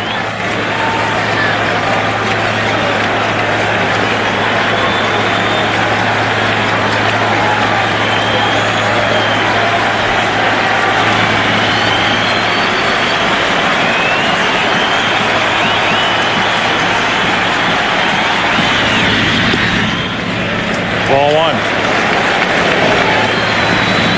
Posada, Cairo, and Jeter.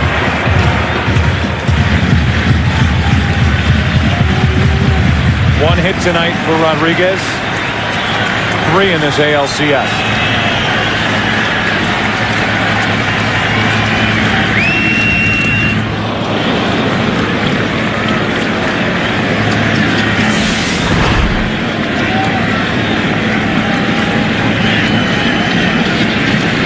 Pulled off a little bit. It has respect for that split finger that he's been throwing a lot of. Off inside on the righties. Just painted a fastball away. Looked kind of like an emergency hack for 1-0.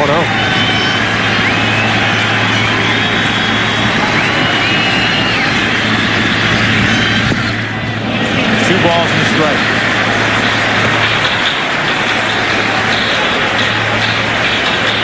Derek Lowe starts to loosen.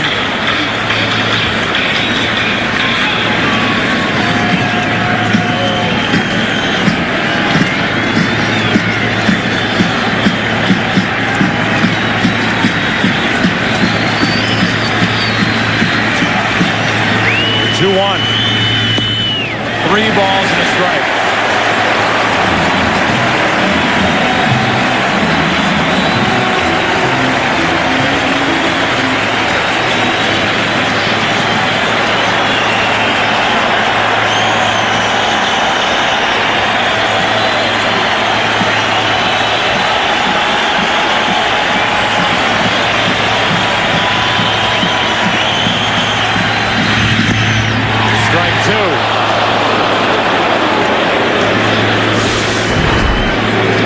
Rodriguez questioning Jeff Nelson, thinking that pitch was low. It was very, very close. If you're a hitter, you want to hit in the spot anyway. Alex knows that. Runners will go. Posada will tiptoe over at third.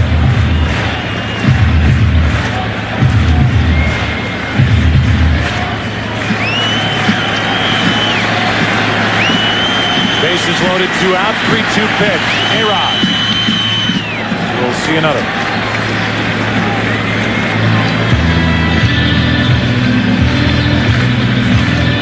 In the 9th inning, against Rivera, Bellhorn, Ramirez, and Ortiz.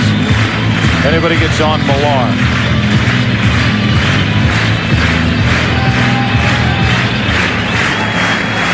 Powerful bats coming up for Boston. Trail by 2 right now.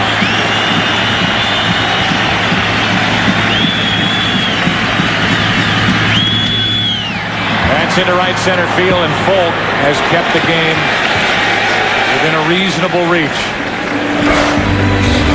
2, 3, and 4 hitters coming up for Boston. facing Rivera. Down 2.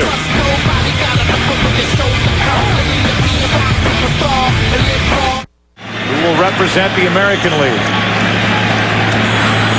Yankees or the Red Sox? Bellhorn first up, ball 1. Bellhorn, Ramirez, and Ortiz in the 9th, with Boston trailing by 2. Down 1 game to none.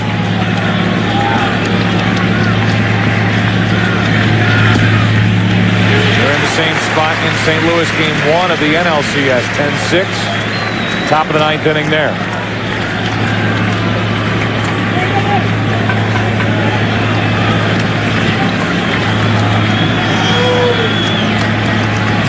Bellhorn hitless tonight. 1.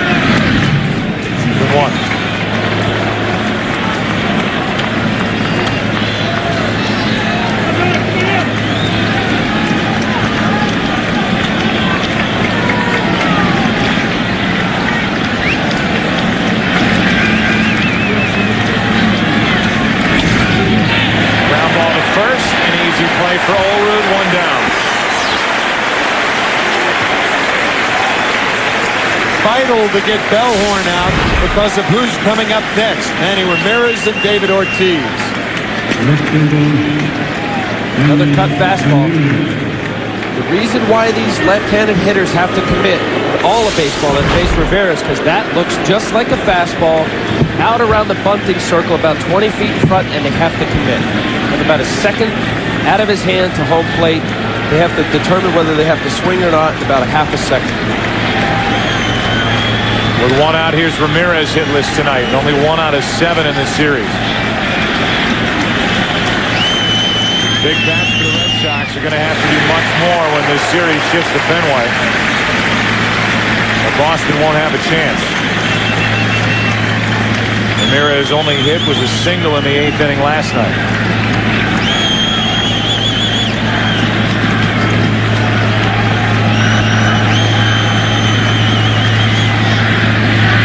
On the inside corner, 0-2.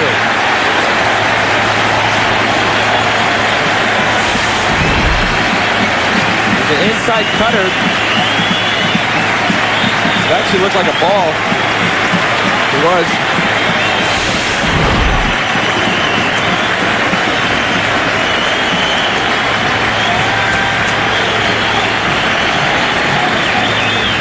Ramirez checks it on a pitch that was high, 1-2.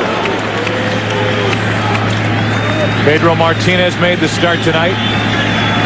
6 innings, 3 runs, 4 hits. A quote-unquote quality start, but not good enough. John Lieber better, pitched into the 8th inning. Allowed a run on only 3 hits. Rivera trying to close it.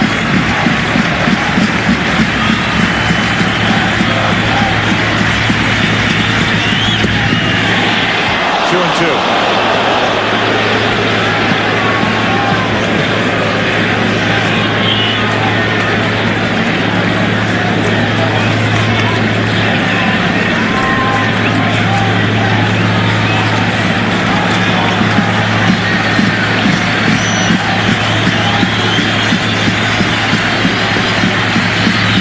Ramirez shoots the gap in left center field. That is a rocket out there up against the wall.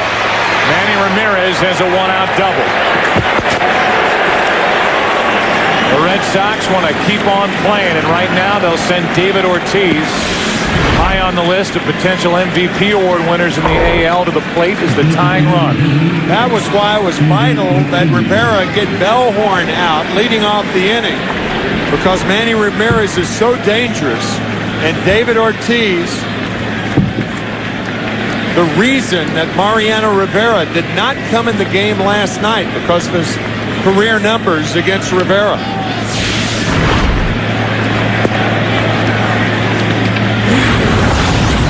Ortiz last night representing the tying run at the plate against Gordon in the 8th. Off the glove of Matsui. That made it 8-7. Yankees won at 10-7. Ortiz trying to check one out, strike 1.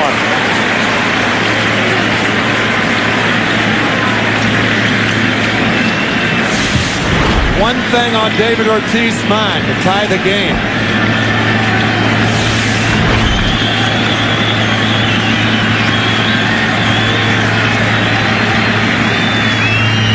Ortiz down the line and right.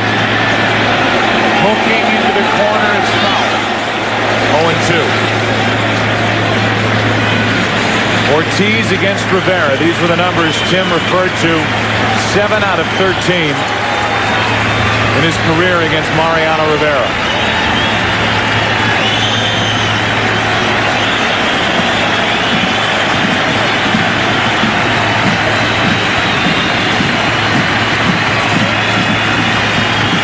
No balls, 2 strikes.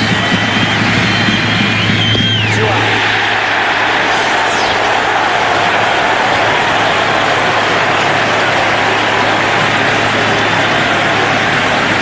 Everything inside to Ortiz. Fastball.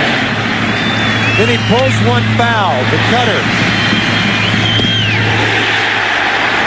No way you're going to hit that ball fair.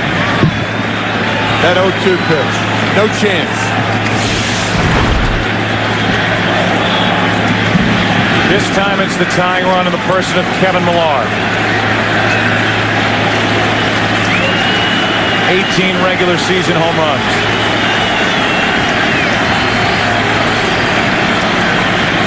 He came into this game with 4 home runs in his last 9 games against Yankee pitching.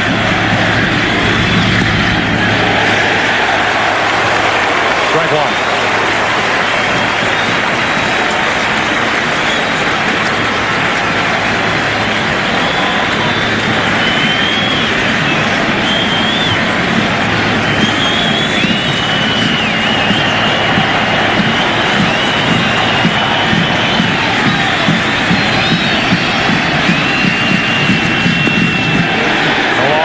Checked it, 1-1.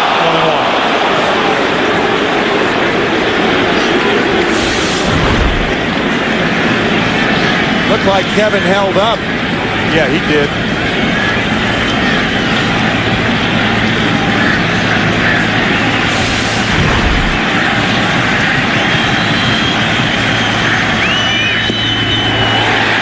Late swing 1-2, and the Yankees are 1 strike away from a 2-0 lead over the Red Sox.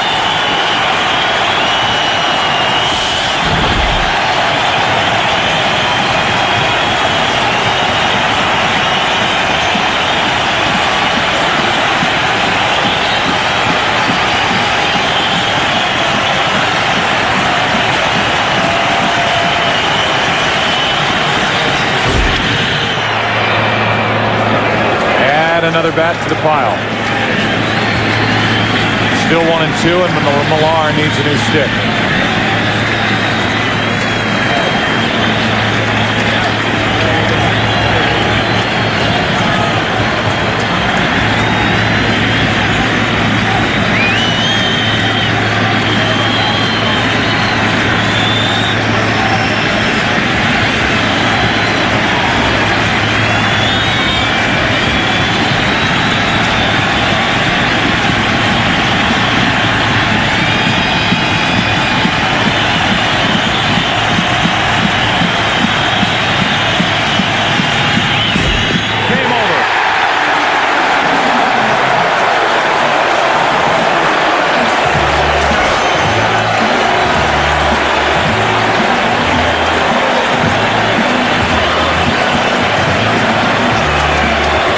Year after year, game after game,